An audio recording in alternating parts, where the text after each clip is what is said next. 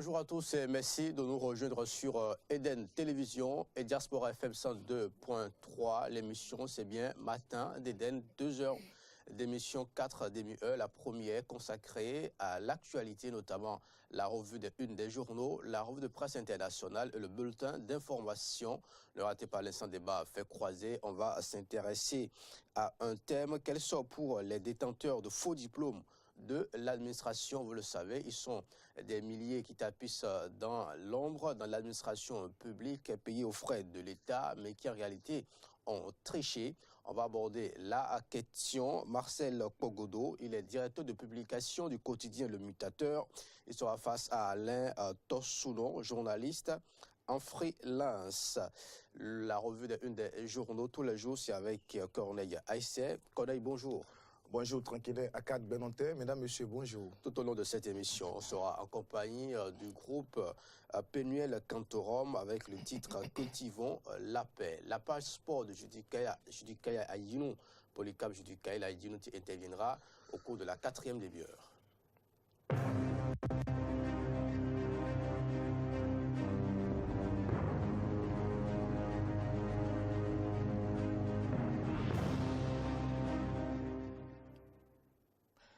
La revue des titres sur Matin d'Eden, mesdames, messieurs, bienvenue. Juste les titres ce matin, vous n'aurez pas les unes affichées, chers téléspectateurs. Toutes. Eh bien, pour ce chat qui, entre-temps, s'est retrouvé dans notre gorge. Alors nous allons continuer. On vous présente également des excuses pour n'a pas pu donc avoir les unes affichées chez les téléspectateurs. Le rendez-vous sera donc pris pour demain. Néanmoins, nous allons vous livrer quelques unes Actu Express de ce mercredi. Inexistence d'opposition au gouvernement Patrice Talon, au gouvernement de Patrice Talon.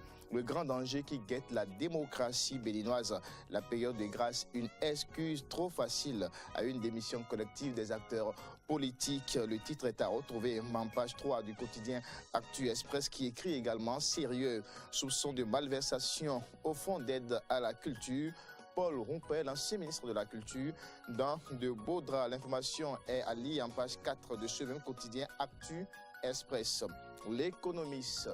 L'économiste, le journal L'économiste, l'Assemblée nationale, la loi sur la protection des avoirs dormants votée. L'information est à la une du quotidien. L'économiste, échanges commerciaux au Bénin. Togo, premier client et Inde, premier fournisseur. Nous apprend également le même quotidien économiste en page 3. Échanges commerciaux au Bénin, Togo, premier client et Inde, premier fournisseur. Les 4 vérités. Le journal Les 4 vérités qui sort une vérité qui pourrait gêner certaines étudiantes de l'université d'Abo-Bencalavi. Les 4 vérités écrit à ça une enseignement supérieur. Le port des tenues cerciées indécentes désormais interdit à l'université d'Abo-Bencalavi.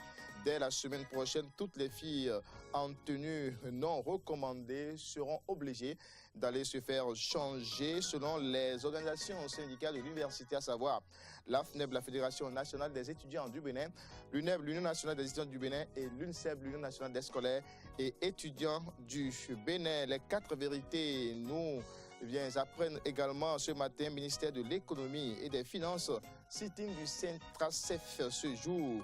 Le Centrader qui se retrouve au niveau du ministère de l'Agriculture organise demain une assemblée générale. Les travailleurs ouvrent donc le balai des revendications au niveau du ministère de l'économie et des finances. Le quotidien Le Meilleur à présent. Le quotidien Le Meilleur parlait des gouverneurs à Porto Novo, la remarquable performance de la commission de Claudine Afiavi-Prudencio. Claudine Afiavi-Prudencio, c'est la présidente de la commission éducation à l'Assemblée nationale. Parlait des gouverneurs à Porto Novo, la remarquable performance de la commission de Claudine Afiavi-Prudencio. C'est à lire en page 3 du quotidien Le Meilleur. Le même journal reste à l'Assemblée pour nous écrire aussi adoption hier de la loi sur les comptes dormants. Le Bénin rattrape un retard législatif de plusieurs années. À lire en page 2 de ce même quotidien Le Meilleur. La tribune de la capitale. La tribune de la capitale, animation de la vie politique béninoise. Que devient le Parti démocratique de Martin Rodriguez? L'interrogation est à retrouver en page 2 du quotidien La Tribune de la capitale, l'animation de la vie politique béninoise que devient le Parti démocratique de Martin Rodriguez. Le pays émergent, toujours pour le compte de cette revue des titres, le pays émergent, rebondissement dans le dossier de construction du siège de l'Assemblée nationale.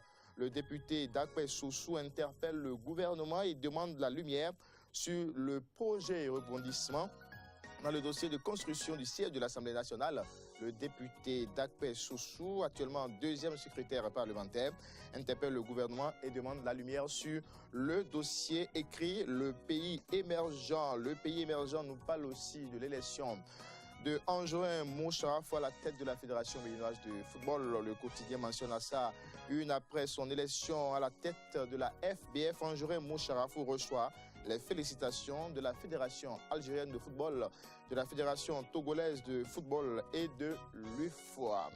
On va poursuivre avec le potentiel, le journal Le Potentiel, bras de fer entre partenaires sociaux et le gouvernement de Patrice Talon. La paralysie s'annonce dans plusieurs secteurs. L'information est alliée en page 4 du quotidien Le Potentiel, bras de fer entre les partenaires sociaux et le gouvernement de Patrice Talon.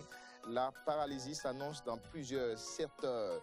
Et toujours Le Potentiel qui écrit guerre de leadership au sein du gouvernement de la rupture. Y a-t-il crash entre Azanaï et Koupaki, se demande le quotidien. Guerre de leadership au sein du gouvernement de la rupture. Y a-t-il crash entre Azanaï et Koupaki? L'interrogation est à retrouver en page 3 du quotidien Le Potentiel et l'Indépendant. Maintenant, pour boucler cette revue des titres, mesdames et messieurs auditeurs de Diaspora FM, téléspectateurs de DEN TV, le quotidien Indépendant. Activité de la commission 4, la commission éducation au Parlement. La preuve que la présidente Claudine Afiavi-Prudencio travaille. Activité de la commission 4 au Parlement, la preuve que la présidente Claudine Afiavi-Prudencio travaille. C'est allié en page 2 du quotidien L'Indépendant, qui met également à sa une de peur de perdre l'électorat du Nord. Boni Yahi finance une guérilla médiatique contre Patrice Talon et son gouvernement. De peur de perdre l'électorat du Nord, Boni Yahi finance une guérilla médiatique contre Patrice Talon et son gouvernement. 50 millions de francs CFA déjà sortis pour 10 journaux. L'information est retrouvée en page 2 du quotidien L'Indépendant. Merci de nous avoir suivis. Merci à vous, collègues haïtiens, pour nous avoir présenté le point complet de l'actualité vue par les canards. Les auditeurs du Diaspora FM 102.3, eux, ont été très bien servis. Seulement, les téléspectateurs de DEN Télévision étaient privés des journaux. En tout cas, ils ont eu la teneur de l'essentiel des sujets abordés par les canards. C'est cette information-là qui m'intéresse, la vie des étudiantes à l'université d'Abomey Calavi. Désormais, le port des tenues sexy ne sera plus toléré sur le campus qu'on a ici. Quelle question vous me posez? Les femmes, les étudiantes qui, au lieu de respecter, au lieu de savoir, viennent avec les seins dehors, les fesses dehors, tout dehors, et alors que c'est un lieu de connaissance où on vient apprendre, où on vient étudier. Mais parfois, ça fait du bien aussi de voir ce genre de choses. Mais en fait, pour être sérieux, non, ça juste, c'est juste pour être sérieux. Je crois qu'à l'université, on sent vraiment la débauche. Nos jeunes filles qui s'habillent très très mal. Moi, je dis ça là, c'est s'habiller très très mal. Et elles ont d'ailleurs une expression sur le campus. Vous allez entendre DVD, dos et ventre dehors. C'est ça. Et malheureusement, dans beaucoup de facultés, et justement surtout au niveau de la faculté de droit, ça, c'est pas la secret. FADEG. La FADESP. La FADESP, c'est ceux qui font l'économie et gestion. Et malheureusement, lorsque vous êtes dans des conditions comme ça, c'est difficile de suivre l'enseignement. Et c'est difficile également pour certains profs, à l'enseignant de dispenser, de se concentrer, parce que ces choses-là, vous savez, ça exerce, ça a un attrait très puissant par moment, et quand ça déclenche certaines choses, c'est pas bien du tout. Donc aujourd'hui, une décision comme ça, je crois qu'elle est salutaire. Maintenant, il va falloir insister beaucoup plus sur la sensibilisation, parce qu'on vous dira quand même que les jeunes filles sont libres de porter ce qu'elles veulent. Mais lorsque ça choque certaines sensibilités, pas au point de laisser le sein et le fesse dehors. c'est pour ça que j'insiste sur la sensibilisation. Il faut faire reconnaître à ces dames-là, à nos sœurs-là, que cette façon de s'habiller n'est pas la meilleure manière du tout. Parce que l'apparence que vous présentez, c'est de cette apparence-là qu'on vous traitera. Voilà. Et beaucoup de jeunes filles oublient cela. Donc c'est une bonne décision que non seulement les autorités rectorales soutiennent, mais également au niveau du ministère également. La ministre de l'Éducation supérieure, de l'enseignement supérieur, soutient également cette décision. Et je crois qu'il faut aller au-delà également, parce que ça ne touche pas des collèges aussi. Dans les collèges. Mais heureusement qu'au niveau des collèges, il y a beaucoup plus de garde-fous pour pouvoir donc remettre sur les rails ces sœurs qui nous offrent parfois ces spectacles que beaucoup apprécient. Merci à vous, Corneille Aïssé, en tout cas Eden Télévision Diaspora. FM va accompagner la FNEB, l'UNICEF et d'autres organisations syndicales dans cette lutte d'assainissement des tenues vestimentaires à l'Université d'Abomey-Calavi. Antoinette Sagbo, elle acquiesce forcément ce qu'on est en train de dire, mais on va lui donner la parole juste après la revue de presse internationale. Elle va nous présenter le bulletin d'information. L'essentiel de l'actualité vue par les plateformes internationales. Nous allons démarrer ce jour par la une du quotidien Le Monde Afrique. Le Monde Afrique, dans sa parution, chaque jour nous propose un grand format et nous parle aujourd'hui de la vie de l'opposition en République démocratique du Congo. Cette opposition en difficulté face à Joseph Kabila qui essaie aujourd'hui de retrouver un peu ses repères. C'est à lire avec Le Monde Afrique. Étienne Tshisekedi, pour les jeunes, je suis un exemple. Étienne Tshisekedi qui parle dans les colonnes du quotidien Le Monde pour la jeunesse. Je suis un exemple. Le vieux leader de l'Union pour la démocratie et le progrès social a accordé un entretien au Monde Afrique le 9 juin en plein conclave de l'opposition congolaise. Il déclare, je cite, « Pour les jeunes, je suis un exemple ». Étienne Tshisekedi, c'est de lui qu'il s'agit. Voici la photo illustrative choisie par le quotidien Le Monde Afrique pour illustrer son article. D'autres informations à lire avec Le Monde Afrique. On en sait un peu plus par rapport au crash d'Egypte Air. Crash d'Egypte Air, les boîtes noires bientôt inactives. Dans son compte rendu, on peut lire crash d'Egypte Air, les boîtes noires bientôt inactives. C'est une information que nous propose Le Monde Afrique. Avant d'analyser un autre pan de l'actualité concernant l'Algérie, l'Algérie parviendra-t-elle à rattraper le Maroc dans la conquête de marchés africains? L'Algérie parviendra-t-elle à rattraper le Maroc dans la conquête de marchés africains? À lire avec Le Monde Afrique.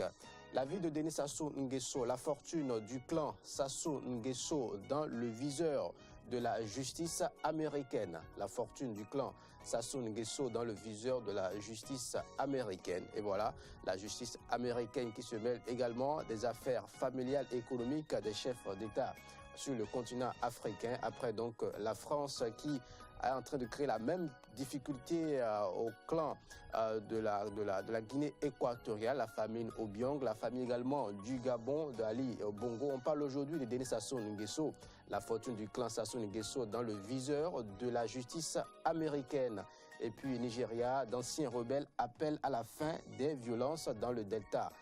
Nigeria, d'anciens rebelles appellent à la fin des violences dans le Delta. D'autres informations à lire aujourd'hui avec izf.net, direction la Libye. Vous le savez, le pays est en pleine difficulté depuis la chute du guide libyen Kadhafi. Le gouvernement a du mal à gérer le pays face aux rebelles qui de jour en jour s'organisent pour faire bloc contre les injonctions du gouvernement. Libye, l'ONU va autoriser les Européens à contrôler l'embargo sur les armes. Libye, l'Organisation des Nations Unies va autoriser les Européens à contrôler l'embargo sur les armes. Le Conseil de sécurité de l'Organisation des Nations Unies, ONU, doit autoriser mardi l'opération navale européenne au large de la Libye à contrôler l'embargo sur les armes imposées. Des armes imposées à ce pays afin d'aider le gouvernement d'union nationale dans ce pays, dans sa lutte contre les djihadistes. Le vote sur cette résolution présentée notamment par Paris, par la diplomatie parisienne, sera donc adopté par l'Organisation des Nations Unies. Libye, l'ONU va autoriser les Européens à contrôler l'embargo sur les armes. Et puis, direction à présent le Nigeria. Je parlais de cette information dans les colonnes du quotidien Le Monde Afrique. Eh bien, IZF abonde dans le même sens. Nigeria, les rebelles prêts à des pourparlers tout en menaçant d'une escalade des violences.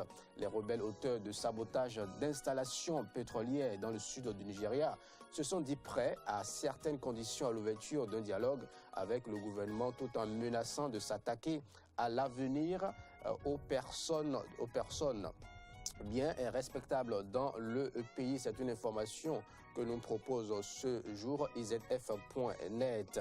Et puis www.africatv.net. Officiel, le joueur algérien Sofiane Feghouli signe à West Ham en fin de contrat à Valence et donc libre de tout contrat. Sofiane Feghouli, 26 ans, était un jeune joueur très demandé sur le marché des transferts. Sa signature ne s'est d'ailleurs pas fait attendre. On aura donc les autres détails dans la page sport de Judicaï Polycap Aïdjinou. Mais avant, ce sujet décrypté par le www.africatv.net, Nigeria, les rebelles du NDA favorables à des pourparlers restent menaçants. Les rebelles auteurs de sabotage d'installations pétrolières dans le sud du Nigeria se sont dit prêts à certaines conditions à l'ouverture d'un dialogue avec le gouvernement tout en menaçant de s'attaquer à l'avenir aux personnes. Nous poursuivons avec www.africatv.net qui revient cette fois-ci sur cette virée inattendue du président ghanéen dans les rues d'Accra. John Mahama s'offre une virée à moto dans les rues d'Accra et déclenche une polémique. La vidéo fait le tour des réseaux sociaux. Difficile de savoir quand elle a été tournée. Une chose est certaine, le président du Ghana, John Mahama, est surpris sur moto au Ghana. Les internautes estiment qu'il avait rendu visite à son frère Ibrahim Mahama à Kaokoudi chaque année à la même période. La capitale ghanéenne est souvent inondée et selon certaines indiscrétions, le président a choisi de prendre sa moto pour faire le tour de la ville afin de constater de visu les dégâts constatés par les inondations. Il faut rappeler qu'il avait son casque sur la tête. Et voilà, John Mahama s'offre une virée à moto dans les rues d'Accra et déclenche une polémique. Et puis, Libye, le gouvernement d'union appelle les Libyens à soutenir l'offensive contre l'État islamique. Le premier ministre du gouvernement d'union nationale libyen, Fayez al-Sarraj, a appelé mardi des compatriotes à soutenir l'offensive.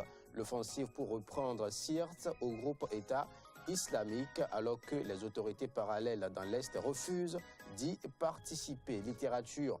Au Bénin, littérature, Myrlène Kouakanou publie Miel Sacré. Miel Sacré est la deuxième livraison livresque de Myrlène Kouakanou, connue sous le nom de Elena Miroka après son bout de tunnel, un roman qui avait connu un accueil chaleureux auprès du lectorat béninois.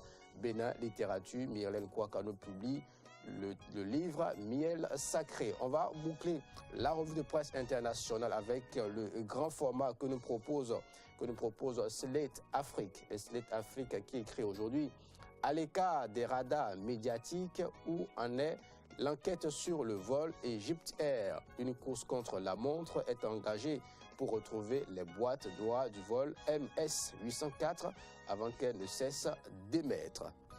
Voilà l'essentiel à retenir de l'actualité internationale. Direction le Parlement, l'Assemblée nationale. On fera le point dans le bulletin d'information qui nous sera présenté dans un instant par Antoinette Sabou.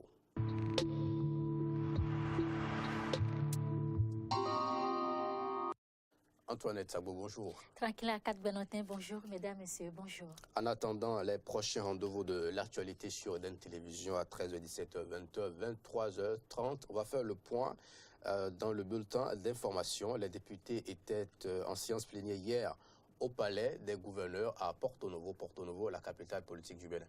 Les élus du peuple ont procédé à l'examen et à l'adoption du projet de loi 2016-010 portant loi uniforme relative au traitement des comptes dormants dans les livres des organismes financiers en République du Bénin.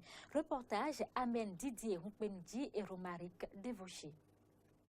La plénière de ce mardi a été consacrée à l'examen du projet de loi uniforme relative au traitement des comptes dormants dans les livres des organismes financiers en République du Bénin. La Commission des finances et échanges de l'Assemblée nationale a présenté à la plénière son rapport qui présente le bien fondé de cette loi qui vient pour réglementer certains fonds abandonnés dans les organismes financiers. Les députés ont pris la parole à chaque niveau des amendements d'articles pour apporter leur clarification ou pour mieux comprendre. Le compte dormant, tel que c'est défini ici, moi je pense que c'est une très bonne chose. Si tu veux que ton compte reste pendant très longtemps à la banque, va faire un contrat. Les AT ne sont pas pris en compte. Quand tu as plusieurs comptes et que tu fais fonctionner un ou deux, les autres, on sait que tu es vivant, tu es sur terre, ce n'est pas concerné. Je peux prendre mon argent, aller créer un compte et je dépose là pendant 10 ans, je ne regarde pas. Et je dis, cet argent-là, je veux l'utiliser dans mes vieux jours. C'est ça qu'on appelle compte dormant. C'est ça qui est compte dormant. Vous comprenez? Les explications de l'argentier national sont venues pour rassurer les parlementaires béninois sur l'importance de cette loi que l'UEMOA exige aux pays membres. La première, c'est l'obligation qui est faite aux établissements de faire une recherche active du déposant au bout de 8 ans. Donc, le déposant met de l'argent sur son compte pendant 8 ans. Pas de mouvement, pas d'information, pas de contact. Ça exclut bien entendu les déposants qui ont plusieurs comptes et qui continuent à travailler avec la banque. Donc là, on est bien dans le cas de quelqu'un qui, au bout de 8 ans, n'aurait fait aucune manifestation, aucun signe de vie du tout avec la banque. Donc le premier intérêt de cette loi, justement, c'est de faire obligation à la banque de rechercher à qui appartient l'argent pendant une période de 2 ans. Envoi de courrier, publication de la liste des personnes recherchées pour que, on ne sait jamais si cette personne a une difficulté, s'est exilée, n'est plus là, mais a des ayants droit, que quelqu'un au moins se manifeste. Et dès la première manifestation, les compteurs sont remis à zéro. Tous les 5 titres de ce projet de loi passés au peigne fin, le test de loi soumis aux députés a été adopté. Les parlementaires béninois se retrouvent jeudi prochain pour poursuivre les autres points à l'ordre du jour de cette session ordinaire. Les membres du comité ad hoc chargé de la finalisation de l'avant-projet de loi portant sur le partenariat public-privé ont été installés hier. Une cérémonie qui s'est déroulée en présence du ministre d'État chargé du plan et du développement, Abdoulaye Bior Tchane, et du garde des Sceaux, ministre de la Justice, Joseph Diogbenou, à l'hôtel Azalaï de Cotonou. Suivons ensemble un extrait des propos des 2 ministres au micro de Maurice Agua et de Denis Marouya. Ils sont au nombre de 8 les diplomates qui ont présenté leur lettre de créance ce mardi 14 juin 2016 au président de la République du Bénin, Patrice Athanase Guillaume Talon. Il s'agit de l'ambassadrice de l'Afrique du Sud près le Bénin, Madame Nolutando Mayede Sibia, née le 7 juillet 1956. Elle est mariée et diplômée de l'École des sciences infirmières McCord en 1983 et du King Edward Memorial en 1985. Elle a été en 2009 ministre des Femmes, des Jeunes, des Enfants et des Personnes handicapées.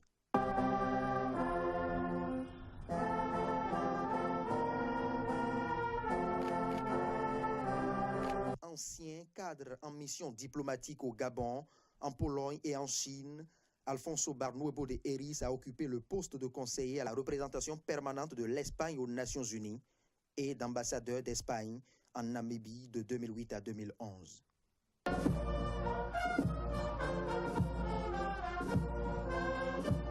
Suivront les ambassadeurs du Congo près le Bénin, Jean-Marie Moele, ancien ambassadeur du Congo-Brazzaville au Togo, Madame Sania Zekaria Gupu de l'Éthiopie, Messieurs Harry Purwanto de l'Indonésie, Paul Lehmann de l'Australie, Won Ki Leo de la Corée du Sud et Stanislas Kamanzi du Rwanda.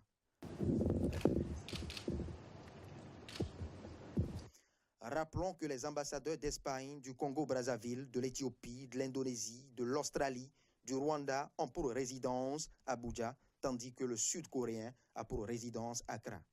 Ces 8 diplomates vont désormais représenter leurs pays respectifs au Bénin, où ils seront non seulement les intermédiaires, mais aussi et surtout les interlocuteurs de la République.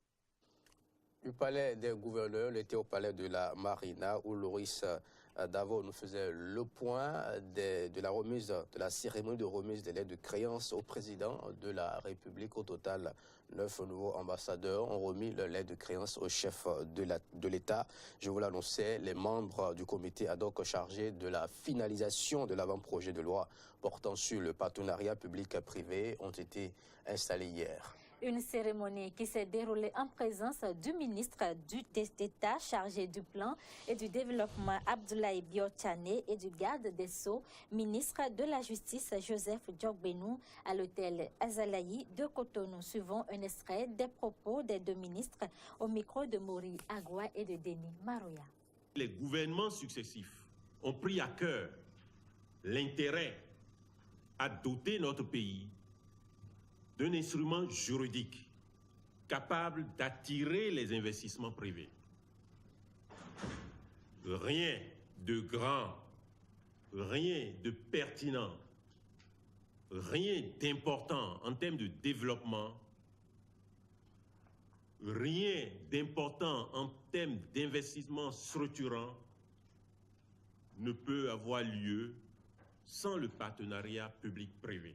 Le comité a un délai de 30 jours pour nous présenter le rapport comportant le test finalisé avec l'exposé des motifs. Nous verrons avec la commission des lois et la commission du plan le meilleur mécanisme afin que l'Assemblée nationale soit convoquée assez rapidement sur ce test-là. Au regard de nombreux avantages inhérents au contrat de PPP, notre gouvernement a décidé de mettre en place rapidement le cadre légal et réglementaire y afférent. Tout d'abord, les contrats de partenariat public-privé favorisent la mobilisation de nouvelles ressources, issues bien sûr du secteur privé, pour le financement des infrastructures que la puissance publique aurait dû financer. La mise en place d'un cadre légal en matière de PPP dans notre pays appelle aussi un renforcement des capacités de nos administrations. Je peux vous garantir que nous y veillerons parce que nous avons besoin que nos cadres soient capables de comprendre la complexité des problèmes dans ce domaine, mais aussi de négocier avec les partenaires du secteur privé, notamment internationaux. Mesdames et messieurs, membres du comité, je vous exhorte donc à apporter toutes vos contributions pour enrichir le débat et faciliter l'adoption rapide des textes fondateurs du partenariat public-privé dans notre pays. Le ministre de la Justice, garde des Sceaux, vous l'a dit, nous sommes en effet pressés et très pressés. Et nous comptons donc sur vous.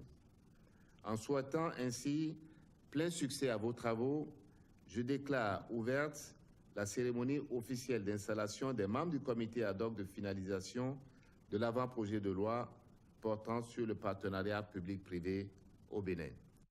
À l'instant, les propos des ministres Joseph Djogbenou, ministre de la Justice, suivis des propos du ministre du Plan et du Développement Abdoulaye Biotchane à l'occasion de l'installation du comité ad hoc chargé de la finalisation de l'avant-projet de loi portant sur le partenariat public-privé. Antoinette Assagou, hier, la communauté mondiale a célébré la journée des donneurs de sang. Cette année, la journée est célébrée autour du thème « Le sang, un lien international ».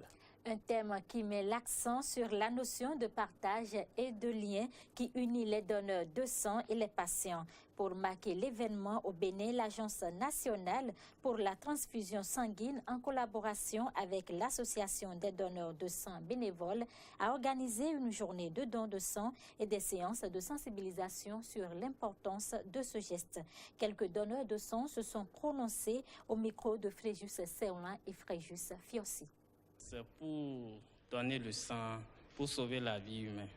Nous sommes dans la saison pluvieuse. Souvent, les enfants tombent malades du paludisme. C'est pour cela que j'ai pensé, comme aujourd'hui c'est instauré la journée du donner du sang, c'est pour cela que je me suis dépêché pour donner le sang, pour sauver la vie des enfants.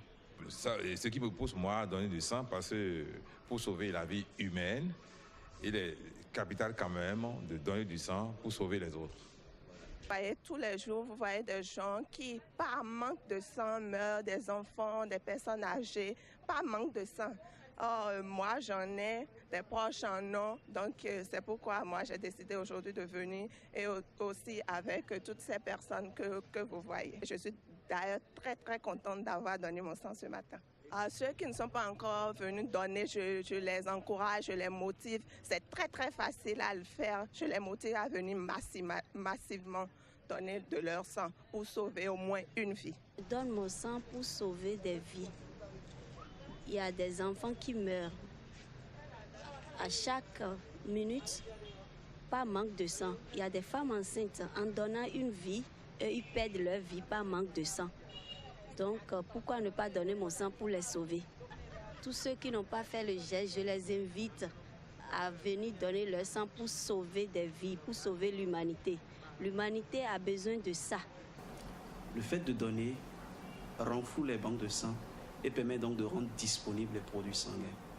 En plus de cela, lorsque le donneur donne régulièrement son sang, il a la possibilité de se faire établir une carte de donneur.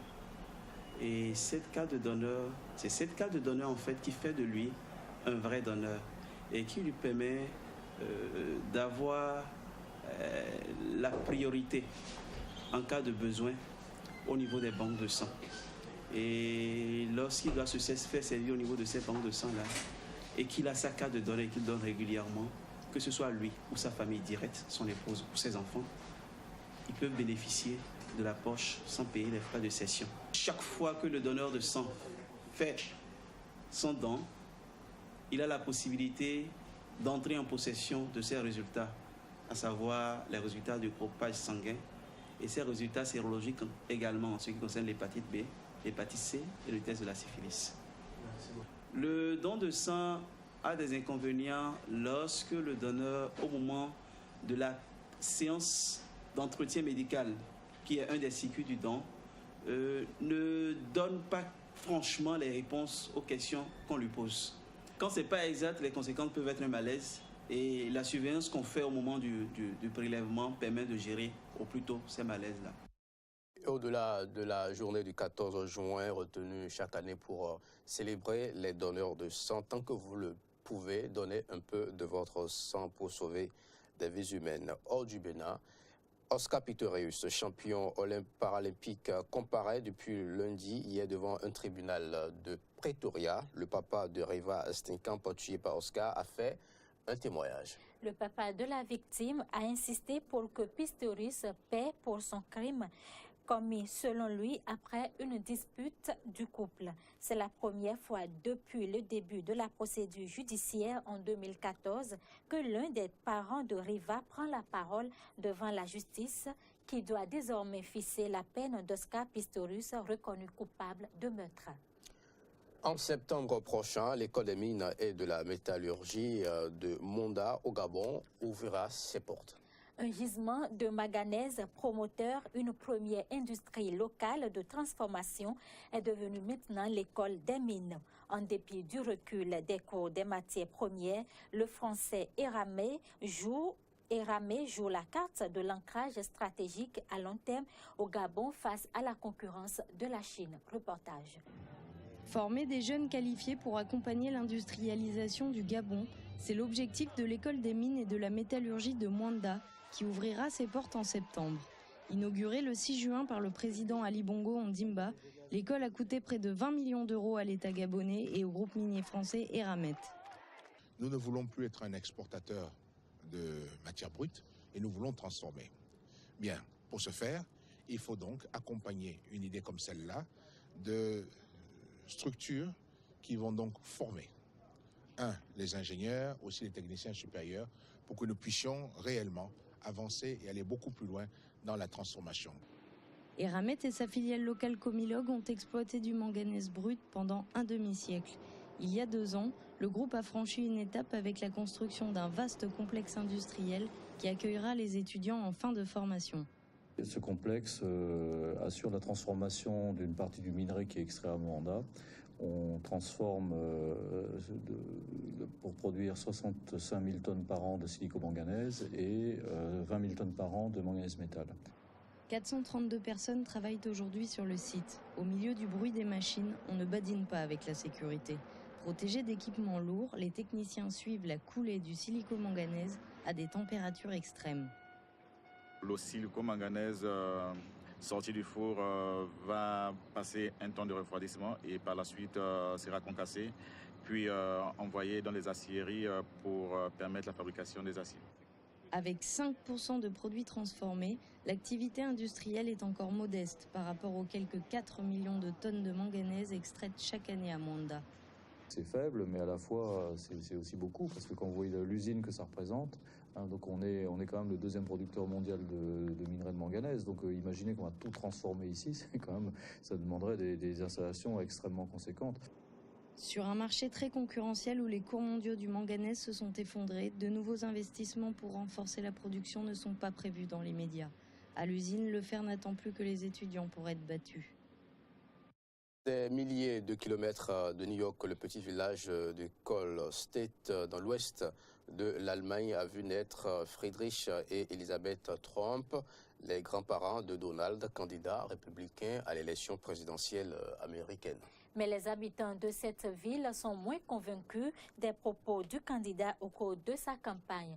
Ils n'aspirent qu'à une seule chose, la tranquillité. Reportage.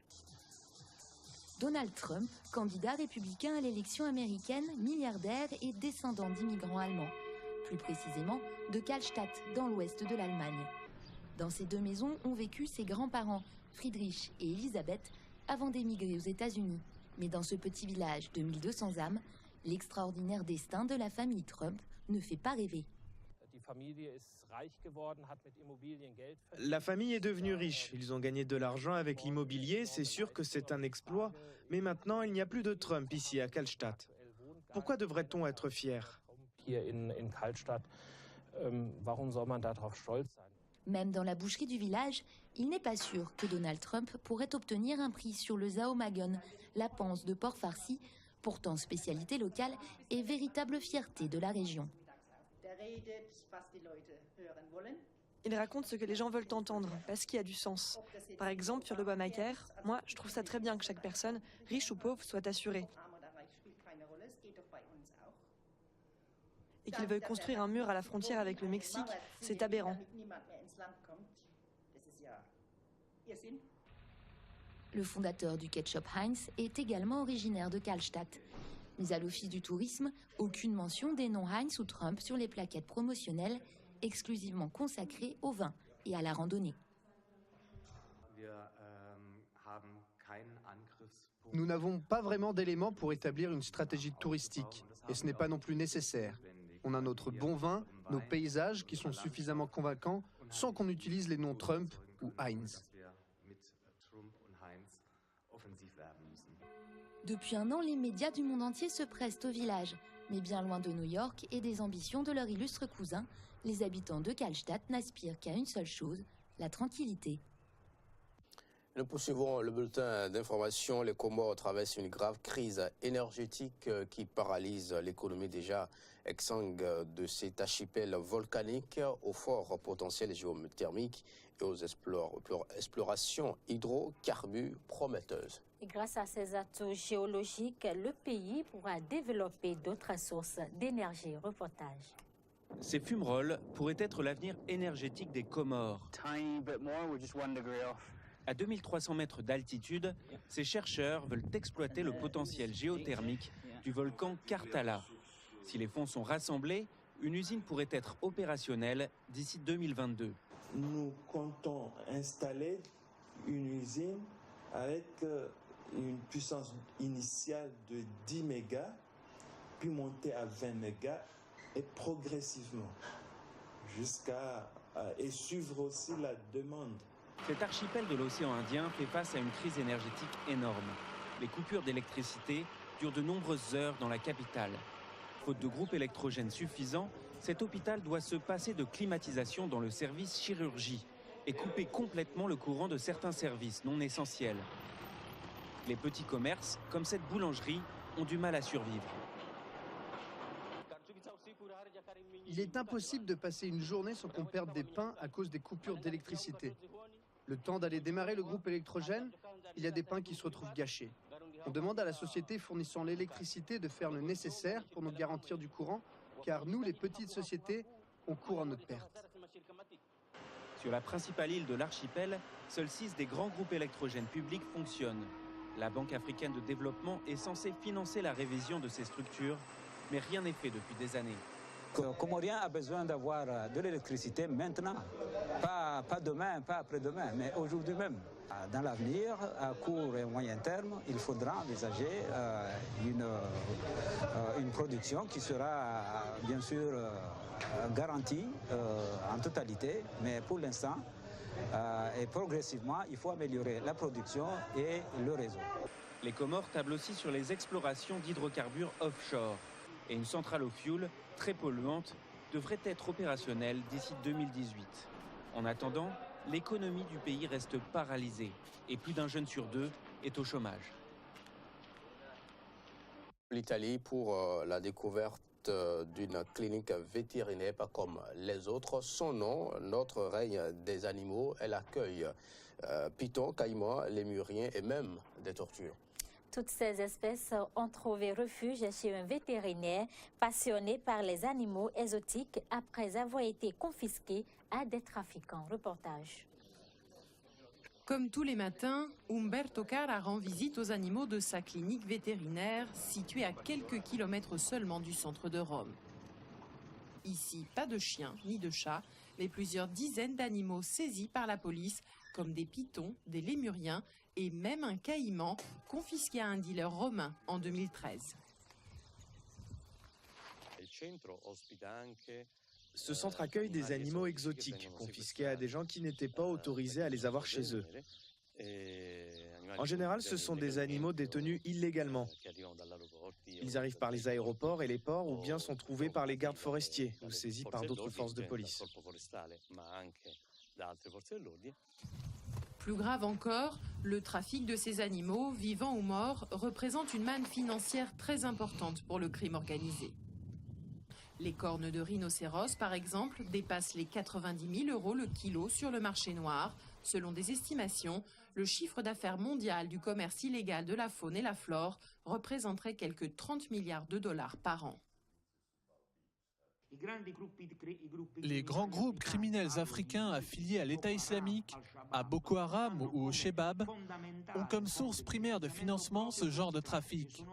Ce sont eux qui orchestrent les crimes contre la vie sauvage. En Italie, environ 1000 animaux morts et 400 vivants sont saisis chaque année. Umberto Cara, lui, s'organise comme il peut pour en accueillir un maximum. Il dédie ses 6 hectares de terrain et les recettes de sa clinique vétérinaire à l'aménagement d'espaces pour toutes ces espèces qui ne peuvent souvent pas cohabiter. La réintroduction de ces animaux dans leur milieu naturel est possible, mais très difficile, car il faudrait des projets entre l'État italien et les autres États qui devraient ensuite réintroduire ces animaux chez eux. C'est possible, mais c'est difficile. Faute de pouvoir un jour rentrer chez eux en Thaïlande, Thaï et Mardi, les 2 gibbons, ont trouvé leur équilibre ici à Rome. Ils font même désormais l'objet d'une étude universitaire sur la communication au sein de leur espèce. Ici va l'actualité sur Eden Télévision Diaspora FM. Ça se passe dans Matin d'Eden. Merci à vous, Antoinette Sagbou, de l'avoir présenté. Tranquille à 4 Benantin, merci, mesdames, messieurs. Merci de votre attention. Restez avec nous à suivre On vous aime.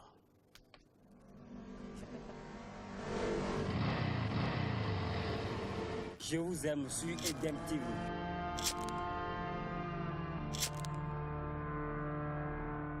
Que ça ne soit pas un report éternel, parce que depuis que le drame de Dayenvor est arrivé jusqu'à aujourd'hui, Si c'était les menus frétins, ce procès aura déjà eu lieu depuis fort longtemps. Comme il y a des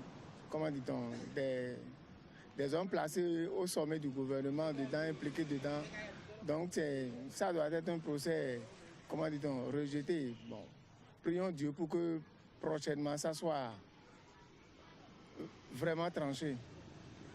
Même si ça n'aura pas une bonne réponse, pour que on nous donne des éclaircissements sur une telle mort tragique. Je vous aime sur Eden TV.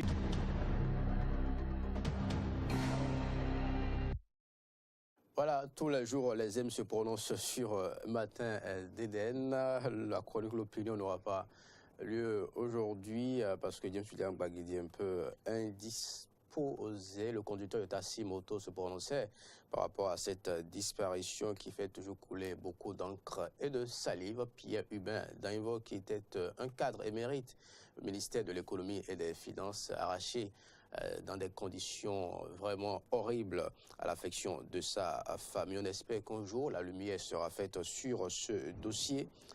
Scabreux, Maury Agua, en mode anniversaire. Bonjour Maury. Comment on reconnaît un mot d'anniversaire? Bonjour, tranquille. Le style anniversaire, c'est ça justement le style anniversaire. Chemise, velours, tout ça. On sent que bon, le monsieur, c'est son jour.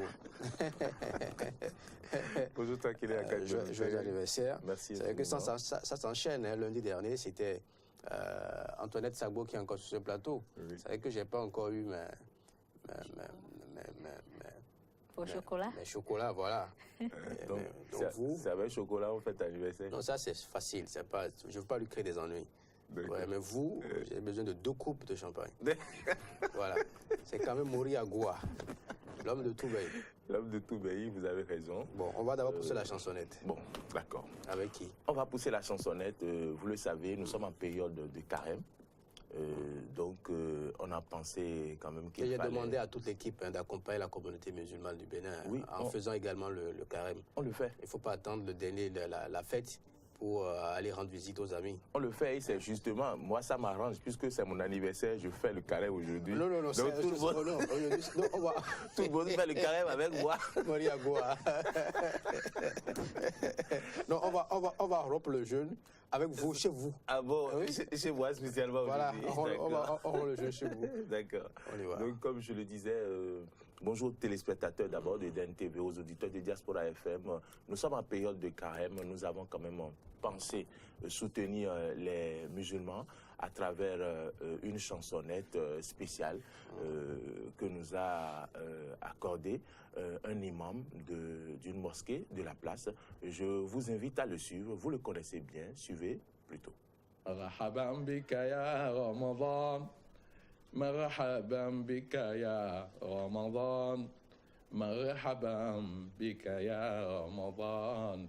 مرحبا بك يا رمضان يا رمضان يا رمضان يا رمضان مرحبا بك يا رمضان.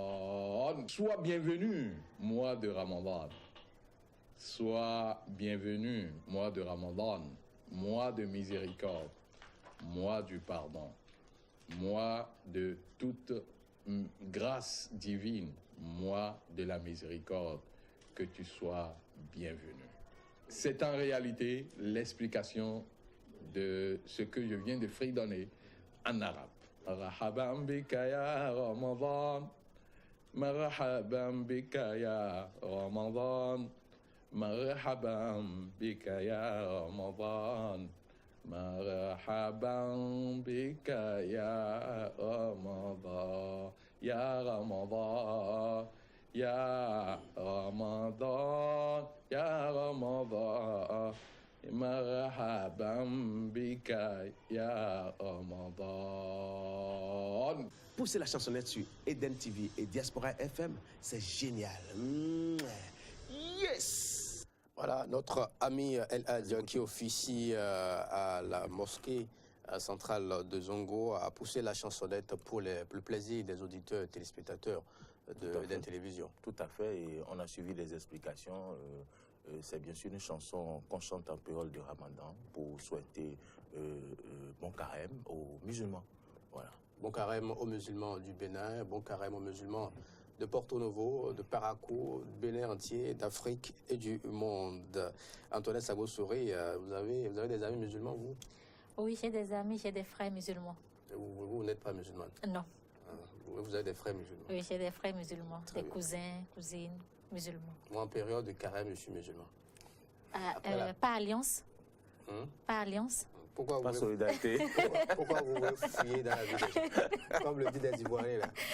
C'est que tranquille à cadre Benoté, oui. Benoté n'est pas El Hadj, n'est pas. Vous avez oublié Afissou, il y a Afissou sur mon état civil. Il faut bien regarder. Il y a Afissou. Il y a un point là, c'est Afissou. Al-Khadj, il y a Afissou après.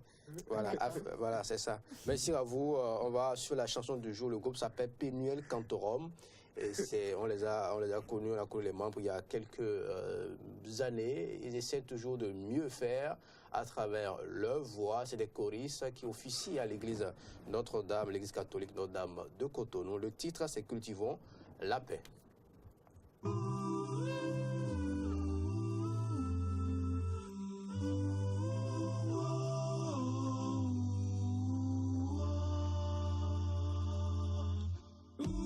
Ressentez-vous pour les pays qui sont en guerre et leurs enfants qui sont toujours malheureux? N'est-ce pas de la pitié et une envie soudaine de les aider? Pourquoi autant de malheur pour ces nations et leurs fils? Pourquoi autant de conflits d'intérêts? Autant de tensions politiques couvrent à notre terre. Parfois je me demande quel avenir est ainsi réservé à l'humanité.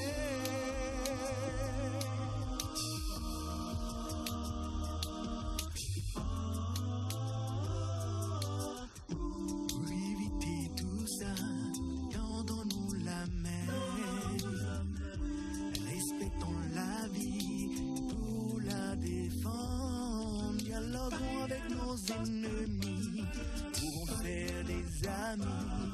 Laissons derrière soi le passé pour construire l'avenir.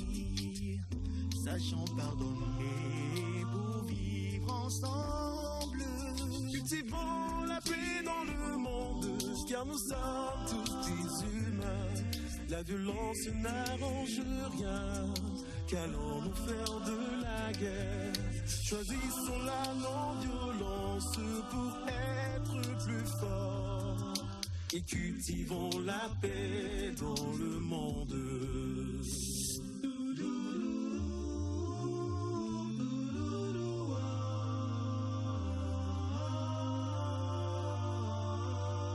Heureux qui observe la loi et qui pratique la justice, heureux qui pratique la justice en tout temps. Oh mes chers, je dis non à la guerre, non je dis à la guerre dans le monde.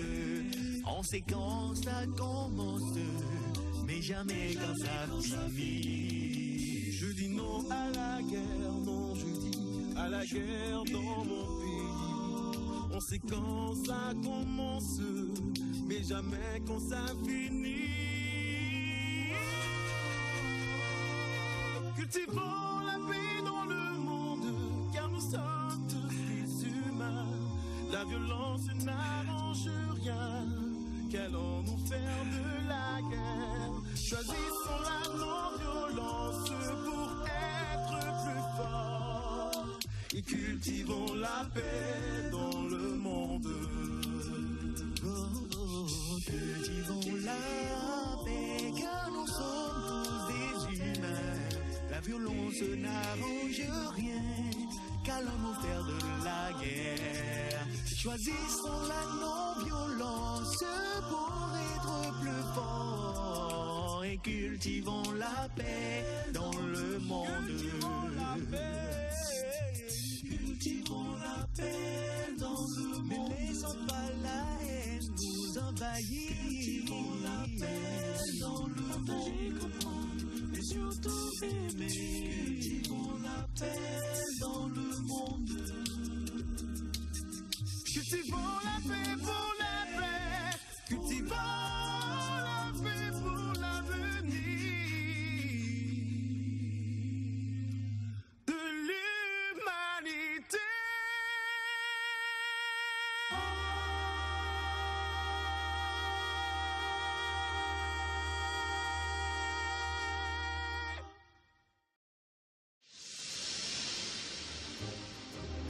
Chaque jour, vous êtes nombreux au Bénin, en Afrique et dans le monde à nous faire confiance.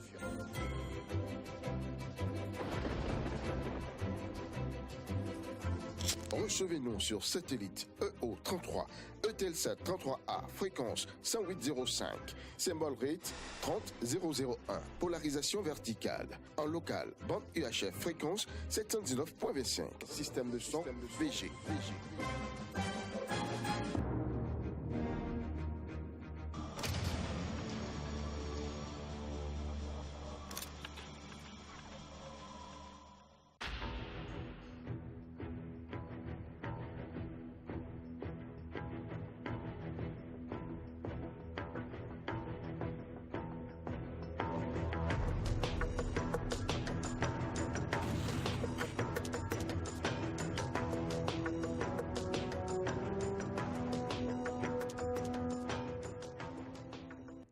Mesdames, Messieurs, bonjour. Merci d'avoir choisi Eden TV pour vous informer sur l'actualité africaine. Info d'Afrique, c'est une édition qui vous permet de revivre tous les événements qui se sont déroulés dans la semaine sur le continent. C'est tous les dimanches à partir de 11h.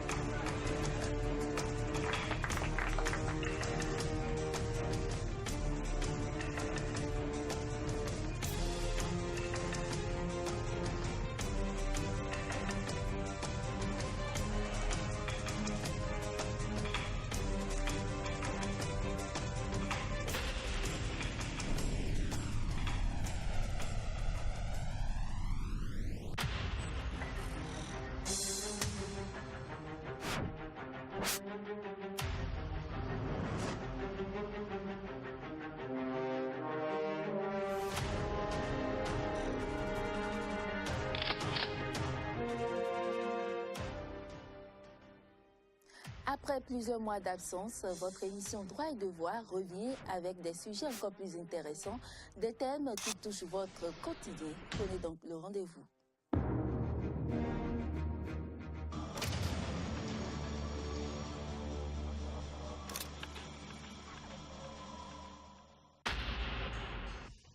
Les infos sur Eden TV, mesdames, messieurs, bienvenue. Bienvenue dans ce journal. Mesdames, messieurs, merci de nous rejoindre. Très ravi de vous retrouver. Merci de l'avoir suivi sur Eden TV et passé d'agréables moments en notre compagnie.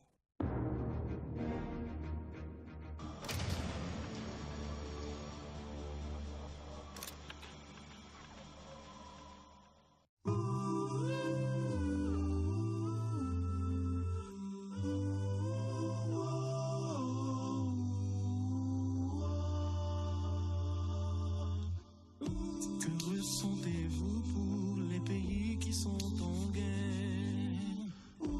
et leurs enfants qui sont toujours malheureux? N'est-ce pas de la pitié, une envie soudaine de les aider? Pourquoi autant de malheur pour ces nations et leurs fils? Pourquoi autant de conflits d'intérêts? Autant de tensions politiques couvrent notre terre. Parfois je me demande quel avenir est ainsi réservé à l'humanité.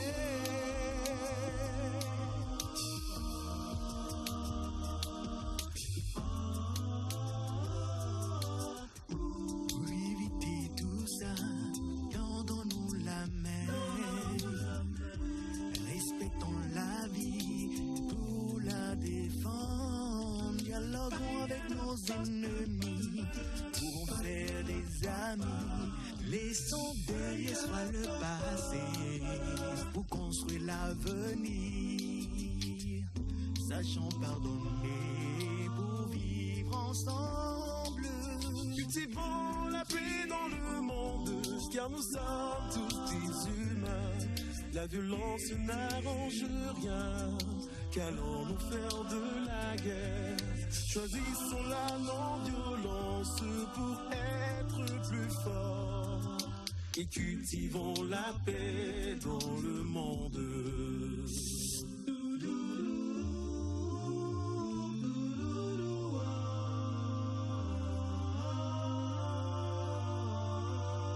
Heureux qui observe la loi et qui pratique la justice. Heureux qui pratique la justice en tout temps. Oh mes chers, je dis non à la guerre. Non, je dis à la guerre dans le monde. On sait quand ça commence, mais jamais quand ça finit. Je dis non à la guerre. Non, je dis à la guerre dans mon pays. On sait quand ça commence, mais jamais quand ça finit. Cultivons la paix dans le monde, car nous sommes tous des humains. La violence n'arrange rien, qu'allons-nous faire de la guerre? Choisissons la non-violence pour être plus forts et cultivons la paix dans le monde.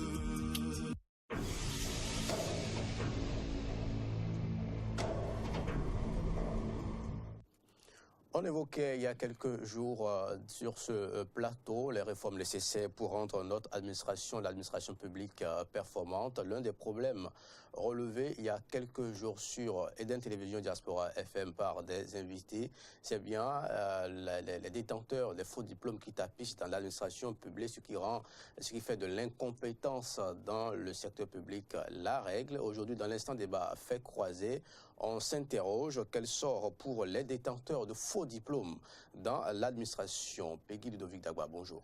Bonjour à vous, tranquillin Akat Belantin, chers amis téléspectateurs et auditeurs, bonjour. Merci d'être avec nous. Quel sort pour les détenteurs de faux diplômes détectés dans l'administration béninoise? Vous faites bien de poser la question, puisque ça fait quand même des lustres, bien évidemment, que la situation existe, préexiste, et pourquoi pas prévaut, et empêche réellement les ayants droit, ceux qui parfois ont leur diplôme, à de bel et bien pouvoir fonctionner comme cela se doit. En tout cas, la question est au centre des débats. Une liste circule depuis plusieurs mois, mais jusque-là, rien n'est fait par les gouvernants, par les gouvernements successifs. Pourquoi quelle est l'origine de cette situation? Pourquoi cette situation? Pour en débattre, deux invités avec nous ce matin. Marcel Pogodo, il est journaliste, directeur de publication du journal Le Mutateur. Bonjour. Bonjour Peggy. Bonjour tranquille. Bonjour. Merci d'être avec nous. En face de vous, Alain Tossonon, il est journaliste en freelance. Bonjour Alain. Oui, bonjour Peggy. Bonjour Jérôme. Ben voilà, une situation quand même qui n'est pas, non connue de la plupart des Béninois depuis des lustres. Ça fait quand même plusieurs années qu'on en parle, Marcel Pogodo. Oui, la situation des faux diplômes, c'est une situation vraiment déplorable. Et ce qu'on constate, c'est que ces dernières semaines, ces derniers mois, il y a eu effectivement des révélations concernant la détection de faux diplômes dans l'administration au niveau de certains fonctionnaires. Bon, il n'y a pas encore d'arrestation, il n'y a pas encore de poursuite judiciaire. Moi, je n'ai même pas encore appris qu'on a renvoyé de leur poste ces gens-là. On a juste eu l'information selon laquelle des faux diplômes ont été détectés. Au niveau de certains individus, on a des noms, on a des pays d'où on a tiré ces diplômes-là. On a des séries série G, surtout série D, etc. On a tout ça, mais on n'a pas encore d'informations pour nous dire, voilà telle personne qui a été, chez qui on a reconnu tel ou tel diplôme non conforme a été arrêté, mais le lot. Et vous savez comme moi que c'est plusieurs dizaines de personnes. Bon, est-ce que c'est toujours l'impunité? Moi, la question que je me pose, c'est que est-ce que c'est toujours l'impunité par rapport à cette situation-là? Parce que je n'ai pas appris qu'il y a eu une arrestation. Et ça me paraît un peu grave. Est-ce que ceux qui ont orchestré, ou bien ceux qui ont suivi leurs enfants et qui les ont emmenés à aller faire des faux diplômes dans les pays voisins, etc., est-ce que ceux-là sont haut placés? Est-ce que ceux-là sont haut placés au niveau de l'appareil d'État? Surtout que nous savons que entre les régimes Yahi et Talon, il n'y a pas trop de cassures. Un certain nombre de personnes qui ont travaillé avec Yahi. C'est discutable. Bon, maintenant, est-ce que ces gens-là bénéficient de protection? Est-ce qu'il y a le lobby du régionalisme, le lobby de l'ethnicisme qui règne encore en maître et qui fait que, bon, on dit non, ne les touchez pas, ah c'est mon fils, ah c'est mon neveu. Vous voyez? Ça, c'est la question que je me pose. La grande question. Alain Tosuno, comment en est-on arrivé là? Non, mais je crois que nous avons franchi le Rubicon, parce que ce n'est pas pour la première fois que cela arrive. Vous savez très bien que lorsque Abiola était ministre également, il y a eu 196 détenteurs de faux diplômes qui ont été identifiés. Et même aussi, quand je dis qu'on a franchi le Rubicon, il y a même un député de la 7e législature qu'on avait soupçonné d'avoir un faux diplôme. Donc je crois que le mal est profond. Et cela témoigne un peu de, je sais pas, notre système ne fonctionne pas très bien parce que pendant longtemps, ce sont des gens quand même qui opèrent dans l'administration.